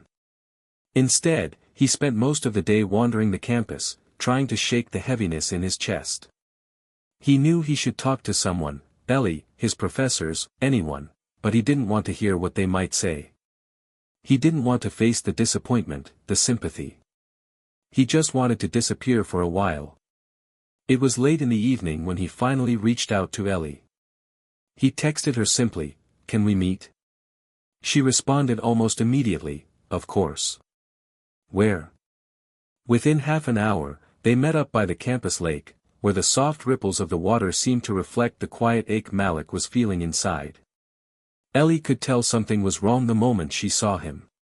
"What happened?" she asked, her voice gentle but full of concern. Malik looked at her, his expression hollow. He pulled out his phone and handed it to her, watching as Ellie read the email. "I didn't get in," he said quietly, his voice barely above a whisper. I wasn't good enough. Ellie looked up from the screen and placed a hand on his shoulder. Malik, this doesn't mean you're not good enough. It means you have more work to do, more room to grow. You know how this works. Malik shook his head, frustrated. I've worked so hard, Ellie. I thought I was ready. I thought I'd made it.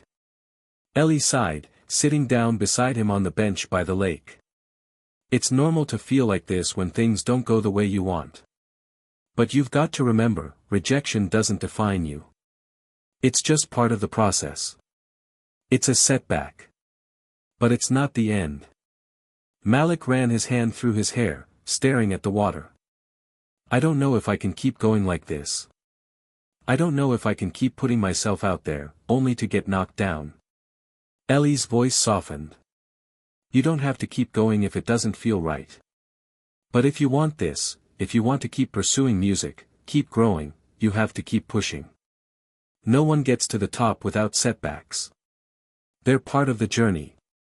But you can't let them stop you. You've come so far already, Malik. Malik didn't respond right away. He just stared at the water, lost in thought. Deep down, he knew she was right. But the hurt was so raw, so fresh, that it was hard to see beyond the pain.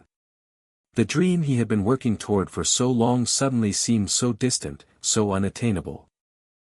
The following weeks were tough. Malik threw himself back into his practice, but the fire he had once felt seemed to flicker out. Every note he played felt forced. Every movement lacked the confidence he had worked so hard to build. He couldn't shake the feeling that he wasn't enough. And the more he tried, the worse it seemed to get. One evening, after a particularly difficult practice session, Malik sat in his room, his violin resting against the wall. His mind was a whirlwind of doubt and frustration. Why was he even doing this? What was the point? His phone buzzed. It was a text from Dr. Stevens. Malik. I know you've been struggling lately. I want you to come to my office tomorrow after class. There's something I want to discuss with you. Malik's heart skipped a beat. He wasn't sure what to expect. Dr. Stevens had always been blunt with him, but this was different. The last thing Malik felt like doing was facing anyone, especially his professor, but there was a curiosity, a small spark of hope that maybe Dr. Stevens had some advice that could help him through this. The next day, Malik walked into Dr. Stevens' office, his mind clouded with uncertainty. Dr. Stevens gestured for him to sit. I've been watching you, Malik, Dr. Stevens began, his voice calm but direct. You're a talented player. But I've noticed that something's off. Your energy. Your passion. It's not the same as it was before. What's going on? Malik sighed, looking down at his hands. I didn't get into the summer program I auditioned for. I thought I was ready, but I guess I'm not. I've been struggling to get back to where I was. Dr. Stevens nodded slowly. It's easy to feel like a setback is the end, especially when you've invested so much of yourself into it. But the truth is, this is just one moment in a much longer journey. What matters is how you respond to this, how you choose to grow from it. There's always more to learn, Malik. Always. Malik felt a weight lift off his chest, though the road ahead still felt uncertain. But for the first time in weeks, he felt like he had a chance to move forward, to rebuild his confidence, and to remember why he started in the first place. Malik spent the following days in a haze, but something had changed. After his conversation with Dr. Stevens, a small shift occurred within him. The overwhelming weight of the setback didn't vanish, but it became a little easier to carry. He was no longer consumed by his failure, nor was he allowing it to define him. There was still a fire inside him, a spark that hadn't been fully extinguished. For the first time in weeks, Malik picked up his violin again. The notes didn't come easily at first. His fingers felt stiff, his mind cluttered with self-doubt. But he wasn't giving up. He remembered Dr. Stevens' words, what matters is how you respond. Malik had to respond. One afternoon, Malik found himself walking through the conservatory halls, headed to one of the practice rooms. His steps were more deliberate now, a quiet determination flowing through him. The hallways were relatively empty, most of the students busy with their own rehearsals. As he passed by the grand piano room, he overheard a few upperclassmen working on their pieces. Their music was effortless, so precise, so fluid. But instead of feeling discouraged by their mastery, Malik felt a sense of longing. He didn't want to be them. He wanted to be the best version of himself. He pushed open the door to the practice room and set down his violin.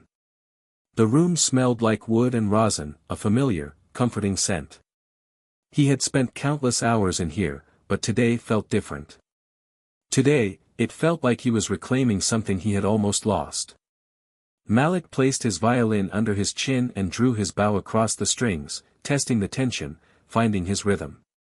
This time, his movements were steady. He didn't rush, didn't try to play faster or more perfectly.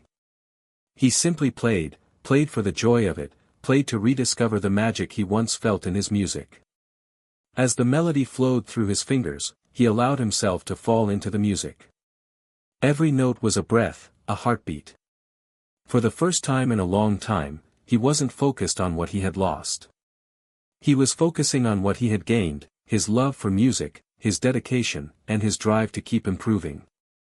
Days turned into weeks, and Malik's confidence began to build again, brick by brick.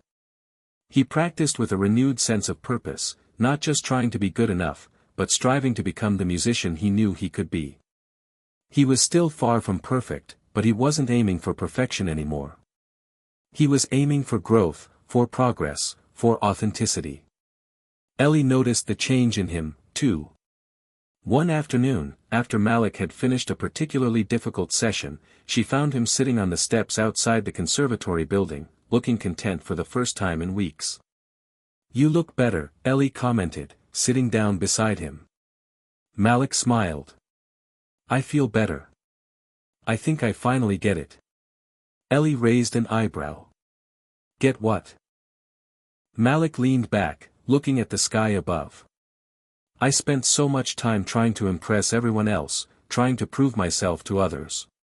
But I wasn't doing it for me. I was doing it for them. I don't need anyone's approval. I just need to play for myself. To be the best version of me." Ellie nodded, clearly proud of him. "I'm glad you're figuring that out. You've always been incredible, Malik. You just needed to believe it, too." Malik's smile widened. "I think I'm finally starting to." But just as Malik was beginning to feel like himself again, another challenge emerged. The conservatory had announced its upcoming end-of-year competition, a highly anticipated event where students would have the chance to perform in front of prominent musicians, talent scouts, and faculty members. It was one of the most prestigious events of the year, and winning could launch a student's career into the spotlight. Malik hadn't initially thought much of the competition. It seemed too far out of his reach, especially after the rejection from the summer program.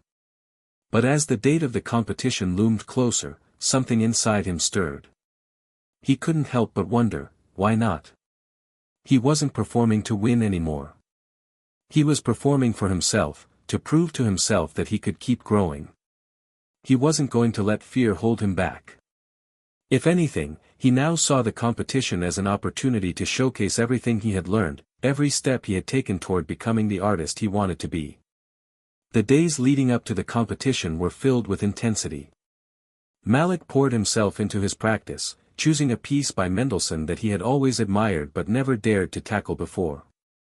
It was challenging, intricate, and required precision. But Malik welcomed the challenge. The more difficult the piece, the more he would have to push himself to become better. It was a late evening when he finally felt ready. The bowing had become smoother, his fingering more fluid. He had worked through the toughest parts of the piece, and now, as he ran through the final run, he felt a sense of satisfaction settle over him. Malik stood still for a moment, listening to the last note fade into the air. It wasn't perfect. There were still areas where he could improve. But it was enough. He was enough. He was ready to perform. The day of the competition arrived, and Malik stood backstage, feeling the usual nerves that always accompanied performances. But this time, the nerves were different. They weren't coming from fear or doubt. They were coming from excitement, anticipation. For the first time in a long while, he didn't feel like an imposter. He felt like an artist, ready to share his music with the world. When it was his turn to perform, Malik took a deep breath and walked onto the stage, his violin in hand. The spotlight hit him immediately, and for a brief moment, the world outside the stage seemed to vanish. There was just him and his violin. He adjusted the violin under his chin, felt the bow in his hand, and then, he played. Each note was a release, a reflection of everything he had been through to get to this point. He wasn't playing to win or impress anyone. He was playing to express himself, to share the journey that had brought him here. The audience sat in rapt attention, their silence a testament to the power of the music. Malik's fingers danced across the strings, his heart and soul poured into each movement. There was no room for fear anymore. There was only the music, only the moment. When the final note echoed through the hall, there was a long pause. Malik stood still, breathing deeply, waiting. And then, the applause came. It wasn't deafening. It wasn't overwhelming. But it was genuine. The audience appreciated the rawness of his performance. They could see it, he wasn't just playing notes. He was playing his truth. Later, as Malik walked off the stage, he felt lighter than he had in weeks. No matter what happened with the competition results, he knew he had given everything he had. And for the first time in a long time, he didn't feel like he needed anyone's validation. He was proud of himself. Ellie was waiting for him backstage, her face beaming with pride. "You were amazing," she said, wrapping her arms around him in a hug. Malik smiled, a sense of peace settling over him. "I think I finally found my place." The competition was over. The applause still echoed in Malik's mind as he walked off the stage, his hands still trembling slightly from the adrenaline rush. He had done it. He had given everything, and now it was out of his hands. For the first time in a long while, he felt a sense of contentment wash over him. The outcome no longer mattered, he had found peace in his music, in his journey. Ellie, as always, was there, waiting backstage with a bright smile. "You were incredible, Malik. I knew you had it in you." Malik's smile widened, but there was something else in his eyes, an unspoken realization. "Thanks, Ellie. I think this is the first time I've ever played for myself, not for anyone else." "That's the magic, right?" she said, squeezing his arm. "When you play for yourself, you find your real voice. And everyone else hears it." They stood there for a moment, letting the moment sink in, before Malik felt the familiar buzz of his phone vibrating in his pocket.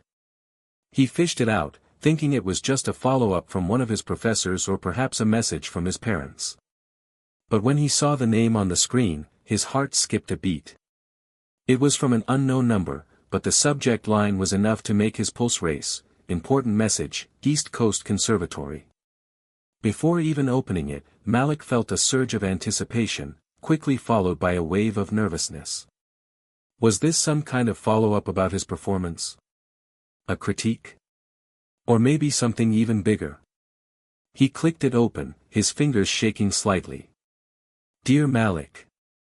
We are writing to inform you that your performance at the end-of-year competition was exceptional. You have been selected for a private meeting with the renowned maestro Gabriel Stone, who has expressed interest in potentially mentoring you for the upcoming season. Maestro Stone is an international figure in the classical music world, known for his strict, yet transformative approach to music. If you are interested in pursuing this opportunity, please contact our office by the end of the week.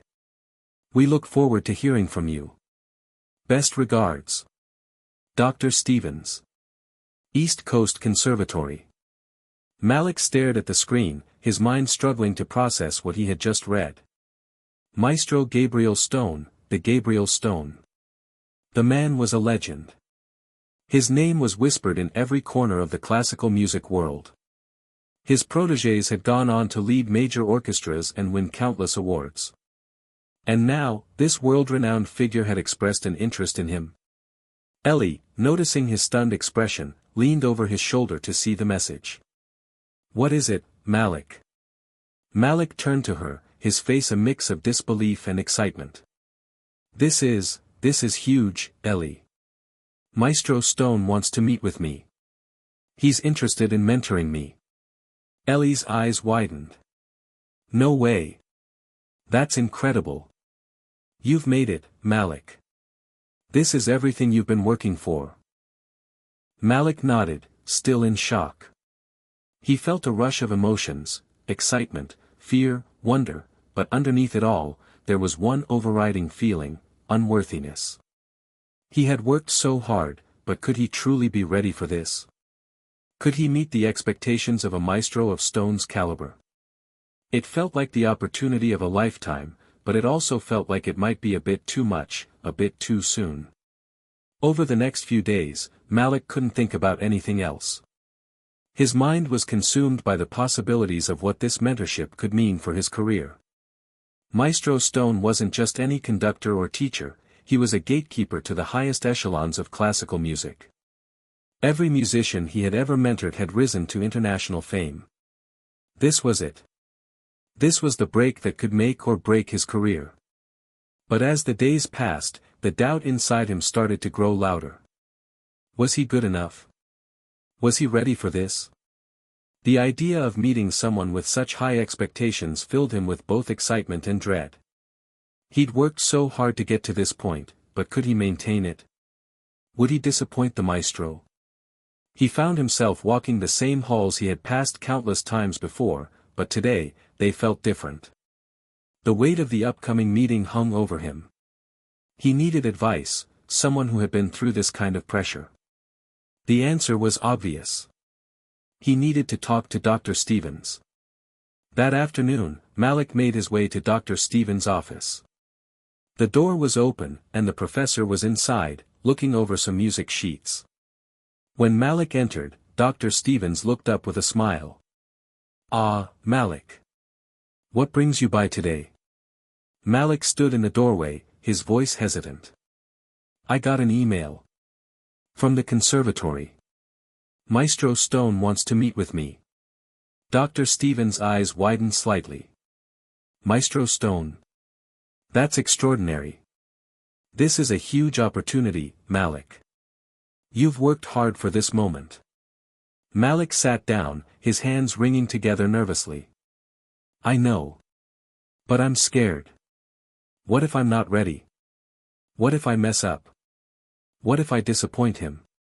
Dr. Stevens looked at him thoughtfully for a moment, as though weighing his words carefully. "Malik, what I'm about to tell you might sound cliché, but it's the truth. Everyone feels like this when they're about to face something as significant as this.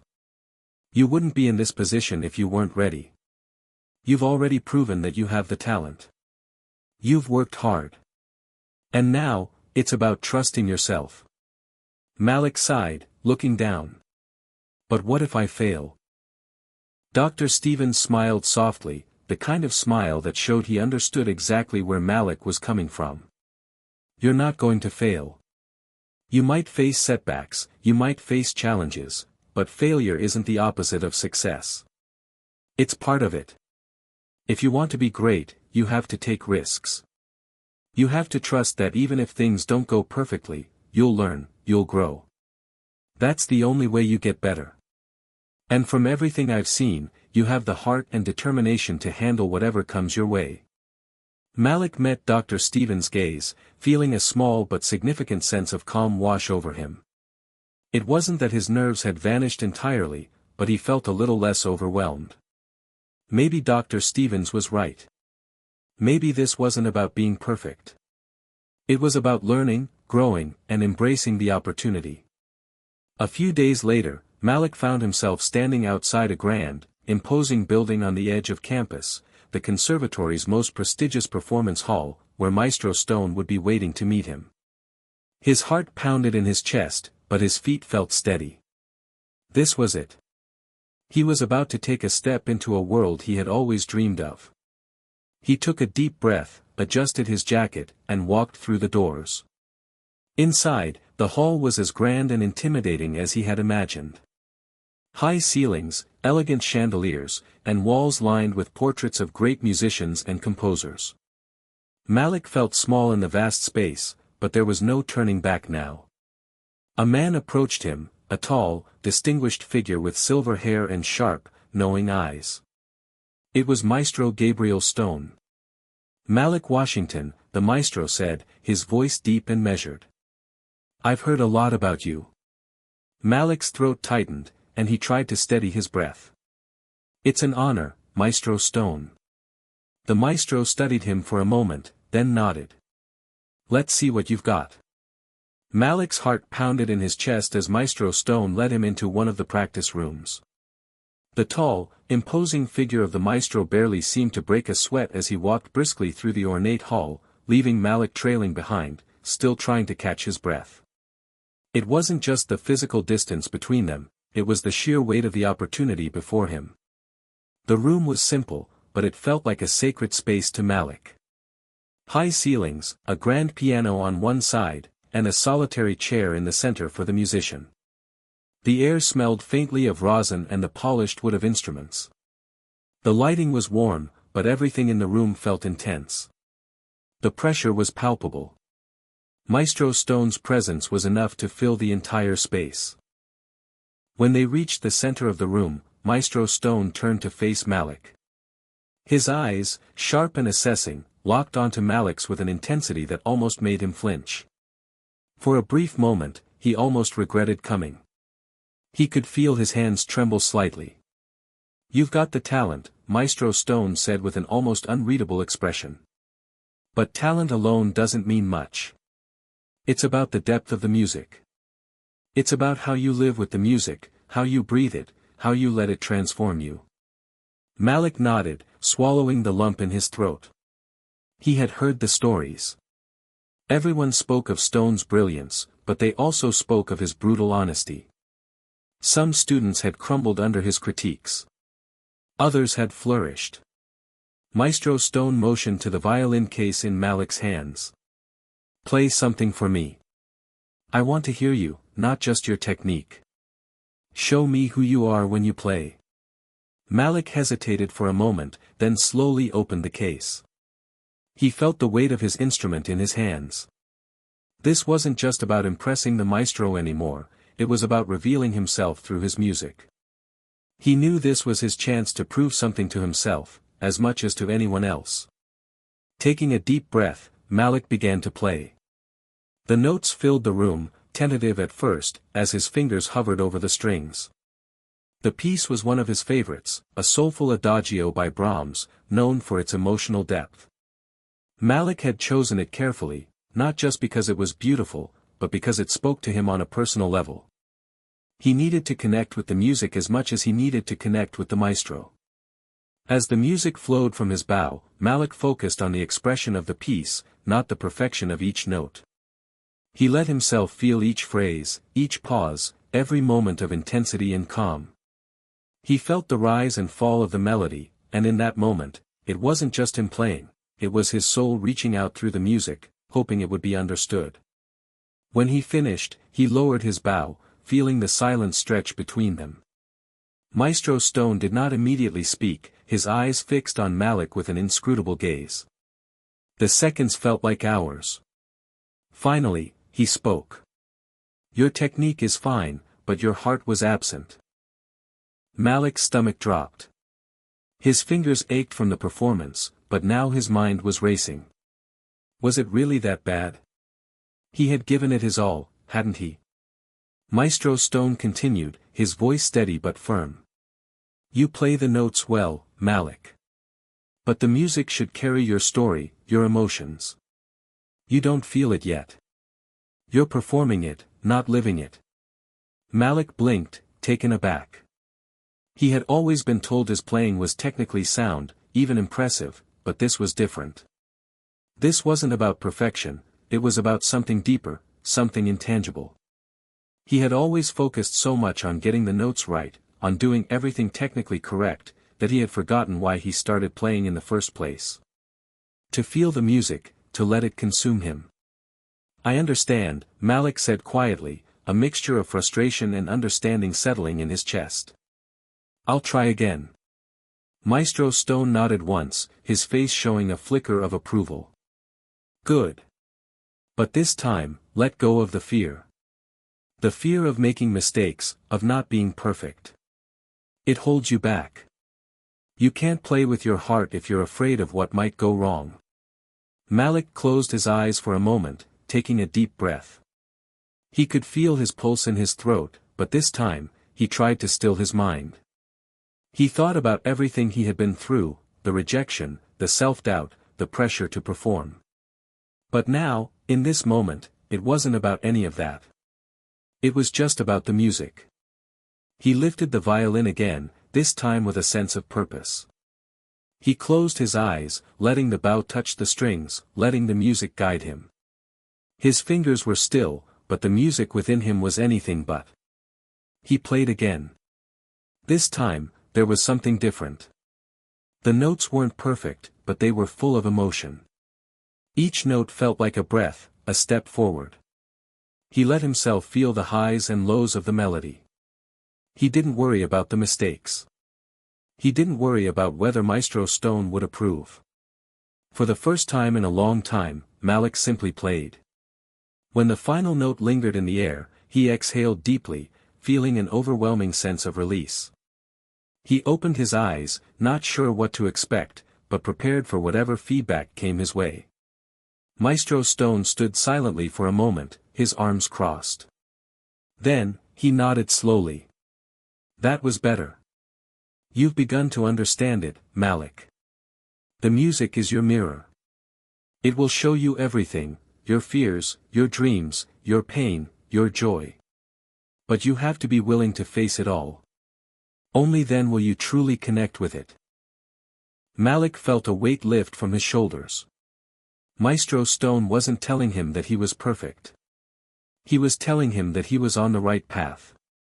The music wasn't about avoiding mistakes, it was about embracing them. It was about letting go of the fear and letting the emotions pour through. Thank you, Maestro, Malik said, his voice filled with a sense of gratitude. Maestro Stone gave him a small, approving smile. Keep playing with your heart, Malik. You've got something real inside you. Don't lose it. As Malik walked out of the practice room, he felt a sense of clarity he hadn't experienced in years. It wasn't the approval he had craved, it wasn't a promise of success. It was the understanding that he had found his true voice in the music. His journey wasn't about perfection, it was about embracing imperfection and growing through it. He stepped out into the hall, where Ellie was waiting, a hopeful look on her face. Well? She asked, her eyes wide with anticipation. Malik smiled, feeling a lightness in his heart that had been missing for so long. I think I finally get it, Ellie. It's not about playing perfectly. It's about playing from the heart. Ellie grinned. I knew you had it in you. So, what's next? Malik thought for a moment, a quiet confidence blooming inside him. Next. I keep playing. The following weeks passed in a blur of practice, reflection, and anticipation. Malik had never felt more alive, but he also felt a weight on his shoulders that wasn't there before. The meeting with Maestro Stone had left an indelible mark on him, not just in terms of his music, but in the way he viewed his path forward. For the first time, he understood what it meant to be a musician beyond the notes. It wasn't about reaching the destination, it was about the journey, the growth, and the willingness to face both the beauty and the imperfections within the music and himself. Yet, as much as he had learned, the road ahead wasn't going to be easy. It was a sunny afternoon when Malik received a call that would set the course for his future. He was in his small apartment, sitting at the desk, sketching out some ideas for his next performance, when the phone rang. His fingers hesitated over the strings of his violin, the rhythmic tapping of his foot in time with an imagined melody, when the name on the screen made him freeze. It was East Coast Conservatory. His heart pounded as he answered the call, barely containing his breath. Malik Washington, a calm, professional voice asked on the other end. Yes, this is Malik, he replied, trying to sound composed, though his pulse was racing. This is Dr. Stevens from the conservatory. I'm calling to let you know that Maestro Stone has recommended you for the upcoming East Coast Summer Music Festival. We've reviewed your recent performances, and there's a strong interest in featuring you as a soloist for the event. Malik's jaw dropped. He had heard of the Summer Music Festival before. It was one of the most prestigious events on the classical music calendar, with renowned performers and budding stars from all over the world. Being selected was no small thing. It was the kind of opportunity that launched careers. He swallowed hard, struggling to find his words. Wait, are you saying, you want me to perform as a soloist? Yes. You're being considered to perform in front of an audience that includes top industry professionals, critics, and potential mentors. It's an incredible opportunity. We're also discussing a potential scholarship offer for your continued studies here at the conservatory. But to move forward, we'll need your confirmation. Malik's mind raced as he processed the words. He had never imagined this kind of break would come so soon. His dreams were starting to take shape, but at the same time, he felt the familiar weight of doubt creeping in. Was he ready for this? Could he really stand in front of such an esteemed audience and pull it off? Malik? Dr. Stevens's voice brought him back to reality. What do you think? Are you ready to seize this opportunity? Malik took a deep breath. His fingers tightened around the violin that sat on his desk, as though seeking reassurance from the instrument itself. He thought about the long road that had brought him here, his early days of struggle, the disappointment of being overlooked, the relentless hours of practice, and the chance meeting with Maestro Stone that had changed everything. He had worked for this moment. He owed it to himself to take the chance. Yes, Malik replied firmly. I'm ready. Dr. Stevens's tone brightened. Wonderful. We'll send you the details soon. You'll need to prepare a piece for the festival. We suggest you perform something that represents your growth as a musician.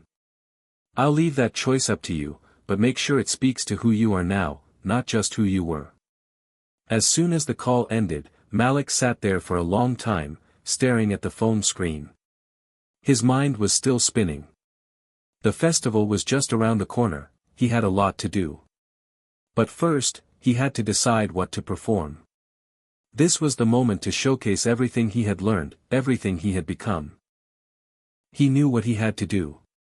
The next few days were a blur of practice, decision-making, and quiet self-reflection. Malik scoured through his repertoire, trying to find the piece that spoke to him most deeply. He went back to the same pieces that had always moved him, Brahms, Beethoven, Bach, but this time, the music felt different. It was no longer just about playing well, it was about telling his story. In the end, he chose a challenging but deeply personal piece, a piece that had always been a part of his journey, Meditation, from Thais by Jules Massenet. The piece was emotional, expressive, and required both technical skill and deep emotional commitment. It was the kind of music that could move people to tears if played with sincerity. And more than that, it was a reflection of his own growth, a symbol of his journey from self-doubt to self-acceptance. When the day of the festival arrived, Malik stood backstage, feeling the familiar flutter of nerves in his chest. He had been here before every audition, every performance. But this was different. This wasn't just any performance. This was the moment he had been working toward for years. He could hear the murmurs of the audience in the hall, the low hum of conversation, the clinking of programs. The stage was just beyond the curtain, and every step he took felt like it carried more weight than the last. Ellie, ever his support, was there backstage, offering her quiet encouragement. You've got this, Malik. Remember, it's not about being perfect. It's about being true to yourself. He nodded, feeling the familiar comfort of her words. For the first time, he didn't feel the pressure of needing to impress anyone. He was there to share his music, his heart, and that was enough. As the curtain lifted, Malik stepped onto the stage. The spotlight hit him, and for a moment, everything else disappeared, the audience, the expectations, the pressure. It was just him and his violin. He closed his eyes, took a deep breath, and began to play. The music flowed out of him in waves, each note filled with emotion, each phrase more heartfelt than the last. He let the music tell his story, his struggles, his growth, his triumphs. He could feel the audience with him, not just as observers, but as part of his journey. When he finished, there was silence for a beat, then a thunderous applause. Malik stood still, his heart racing in his chest, the weight of the moment crashing down on him. He had done it. He had given everything he had, and it had been enough. As he took his bow, he could see the approval in the faces of the audience. This was more than just a performance, it was a statement. Backstage, Ellie greeted him with a smile that was so wide, it was almost infectious. "That was beautiful, Malik. I'm so proud of you." Malik smiled back, his heart still pounding. "Thank you, Ellie. I think this might actually be it. I think I've finally found my place in all of this." As the applause died down and the festival came to an end, Malik knew that this was only the beginning. The road ahead was long, filled with both opportunities and challenges, but he had found his voice. And nothing, no fear, no doubt, could take that away. The days following the summer music festival passed by in a whirlwind. Malik had received glowing feedback from critics and audience members alike, and his performance was lauded as one of the standout moments of the event. But despite the accolades and the praise, a quiet sense of unease lingered in the back of his mind. Something felt off. For the first time in a long while, Malik couldn't shake the feeling that he was being pulled in two directions. On one hand, there was the exhilarating rush of success. The opportunity to study at East Coast Conservatory was within his grasp. Invitations for other performances were rolling in, and for a moment, it seemed like the future was full of endless possibilities. But on the other hand, Malik knew that he was still navigating a deeper, more personal journey. His music had given him a voice, but was it truly his voice? Or had he been playing to meet others' expectations all along? It was a quiet evening when Malik found himself at a familiar crossroads. He sat alone in his small apartment, his violin resting beside him on the couch. His gaze drifted out the window, watching the last remnants of the sunset disappear behind the skyline. The world outside seemed to pulse with possibility, yet inside him, a storm was brewing. There was a knock at the door. It was a soft, hesitant knock, almost as if the person on the other side wasn't sure they should even be there.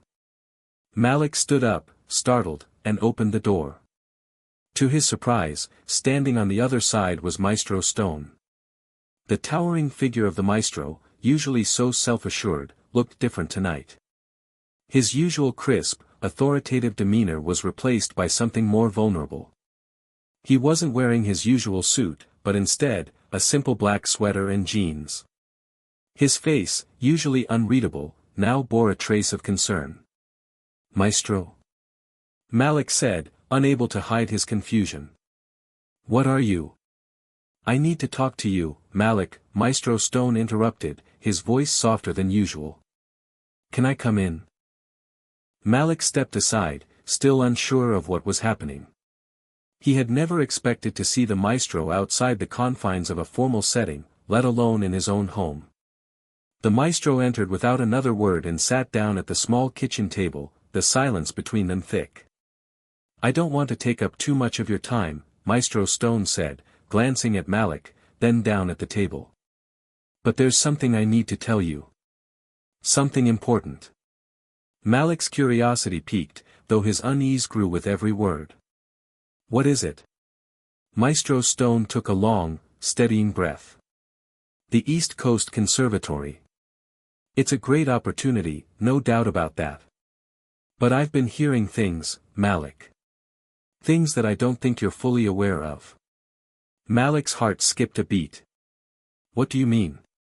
"There's been talk about your performance," Maestro Stone continued, his gaze intense. Not about the technicality, not about your skill. It's about the choices you've been making. The music you're playing.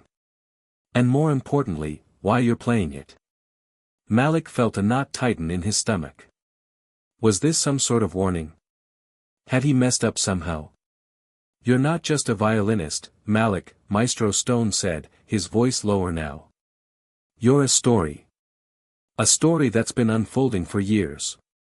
Your music is your voice, yes. But more than that, it's your identity.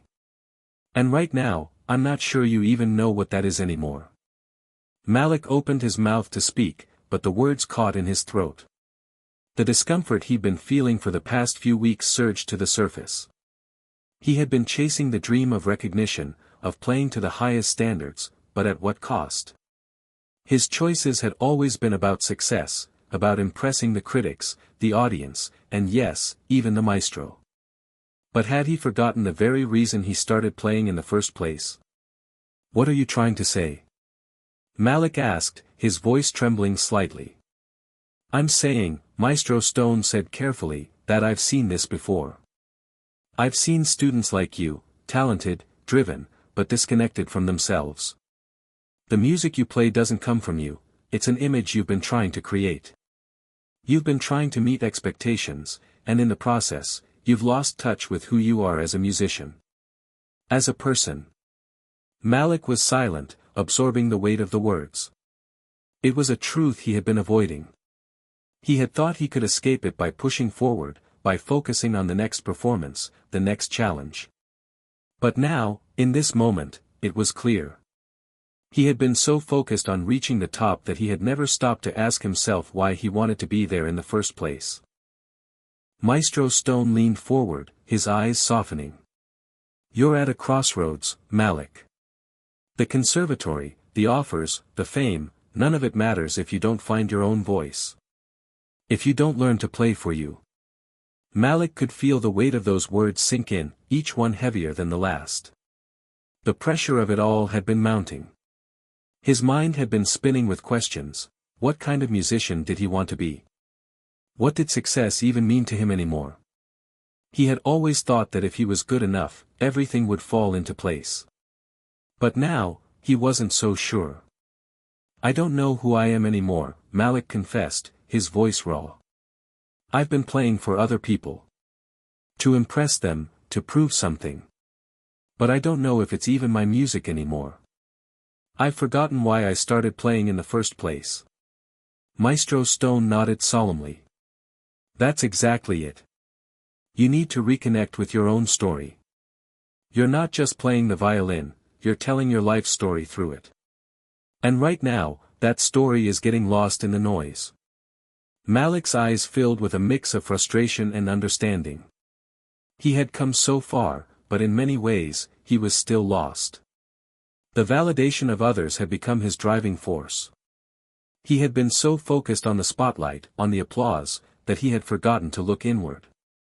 I don't know how to start, Malik said, the vulnerability in his voice unmistakable. You start by asking yourself one question: why do you play? Not for the fame, not for the approval, but for yourself. Once you find that, you'll find the music again. But you have to be honest with yourself.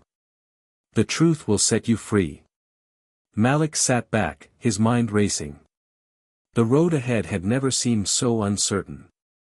But for the first time, he wasn't afraid of it. There was no formula for success, no guaranteed path. But if he could find his own voice, truly connect with his music, he would find something even more valuable: his authenticity. As Maestro Stone stood to leave, he placed a hand on Malik's shoulder. I believe in you, Malik. Don't let the world drown out your own truth. Malik nodded, watching the maestro walk out of the door, his words lingering in the air. For the first time, Malik felt like he had a direction again. It wasn't about impressing others. It wasn't about achieving some ideal of success. It was about reconnecting with his love for music, with the raw emotion and honesty that had first drawn him to the violin. As the door closed behind Maestro Stone, Malik looked at his violin, the instrument that had been with him through it all.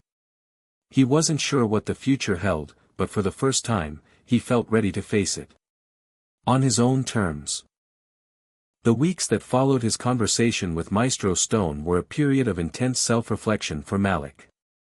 He spent his days in the quiet of his apartment, his violin always close by, but this time, he wasn't just practicing the same pieces over and over again. He was searching for something deeper, something more personal. He had come to a realization that was both freeing and terrifying. He had spent too much of his life playing for others, seeking validation, striving for perfection, and chasing an ideal that wasn't his own. Now, he needed to rediscover his own voice. The process was slow. He couldn't rush it. For hours, he would sit with his violin, playing scales, experimenting with different pieces, feeling the vibrations of each string under his fingers, trying to reconnect with the emotions that had originally drawn him to music. Sometimes, it worked. Sometimes, the music flowed naturally, and for a few moments, Malik felt like he was part of something larger, something eternal. Other times, he would find himself lost, unable to produce anything that felt true. But each day, he grew a little closer. One evening, as the sun dipped below the horizon, casting a soft glow over his apartment, Malik sat down with a piece he hadn't played in years, Meditation, from Thais by Jules Massenet. The same piece he had chosen for the Summer Music Festival. He had performed it once before, but now, it felt different. It was as if the piece was speaking to him in a new way, inviting him to dig deeper into the emotions behind the notes, rather than just executing them perfectly. He began to play. The opening notes were soft, tentative at first, as if the violin itself was uncertain of where to go. But soon, the music began to swell, and Malik allowed himself to feel it, to truly let the emotions of the piece take over. The haunting melody echoed through the room, and with each passing phrase, Malik could feel the weight of his past, his struggles, and his growth. He wasn't just playing the notes anymore, he was telling his story. His heart raced as the music grew more intense, more emotional, until the final, soaring notes filled the room with an overwhelming sense of release. When he finished, Malik sat there in the silence, his bow still resting on the strings. He hadn't just played the piece, he had lived it. And in that moment, Malik realized something profound: he wasn't just a violinist. He was a storyteller, using his instrument to communicate the deepest parts of himself. The following day, Malik received an email that shook him to his core. It was from East Coast Conservatory, confirming his acceptance into their prestigious program, with a full scholarship. The weight of the email was not lost on him, it was a dream come true. But as he read the words on the screen, a thought lingered in the back of his mind: was this the path he truly wanted? The scholarship, the recognition, it all seemed like the right thing, the logical next step. But Malik had spent so much of his life chasing external approval that he had forgotten what it meant to do something for himself. What if this wasn't the path that would allow him to grow as an artist? What if the very institution that was offering him this opportunity was also the place where he would be boxed in, forced to conform to a mold that no longer fit him? He sat there for a long time, staring at the email, uncertain about what to do next. But then, something shifted. He realized that this wasn't just a decision about an institution or a career. It was about his journey, about the kind of musician he wanted to be, and more importantly, the kind of person he wanted to become. He didn't have to choose between success and authenticity.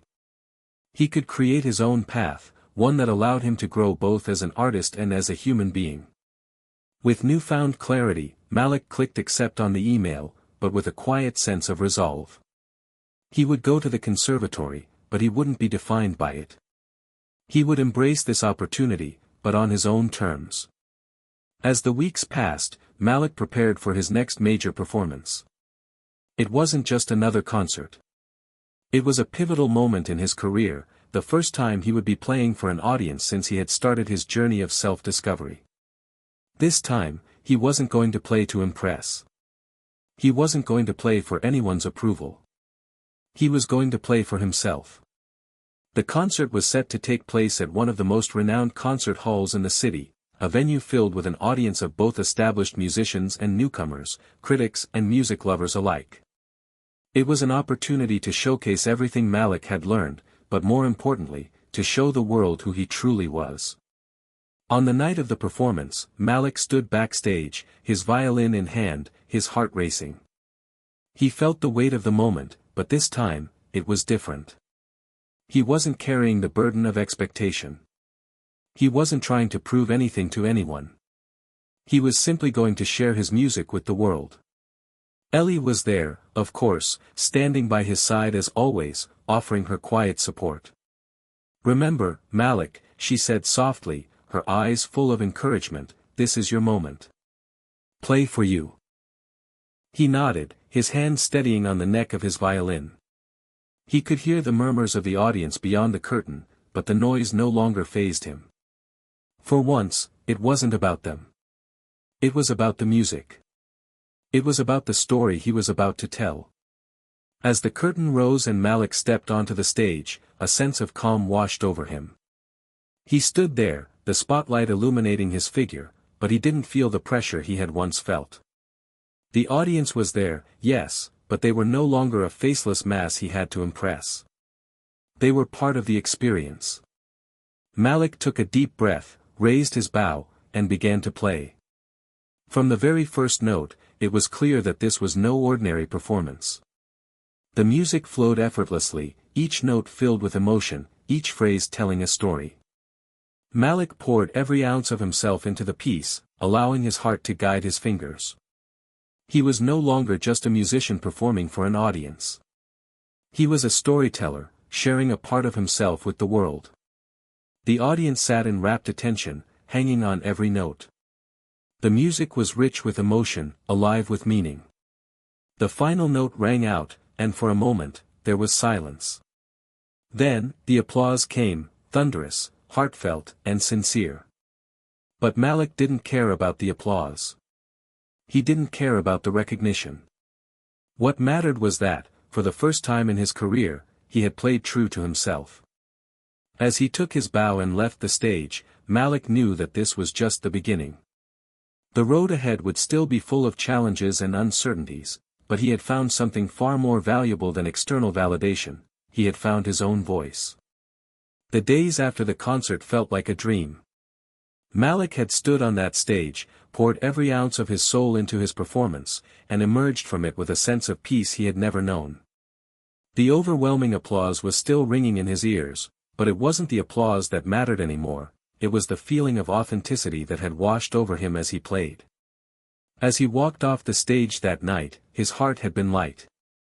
For the first time, he wasn't weighed down by the burden of expectations. He had played for himself, for the music, and for the story he had always wanted to tell. The recognition, the accolades, they no longer defined him.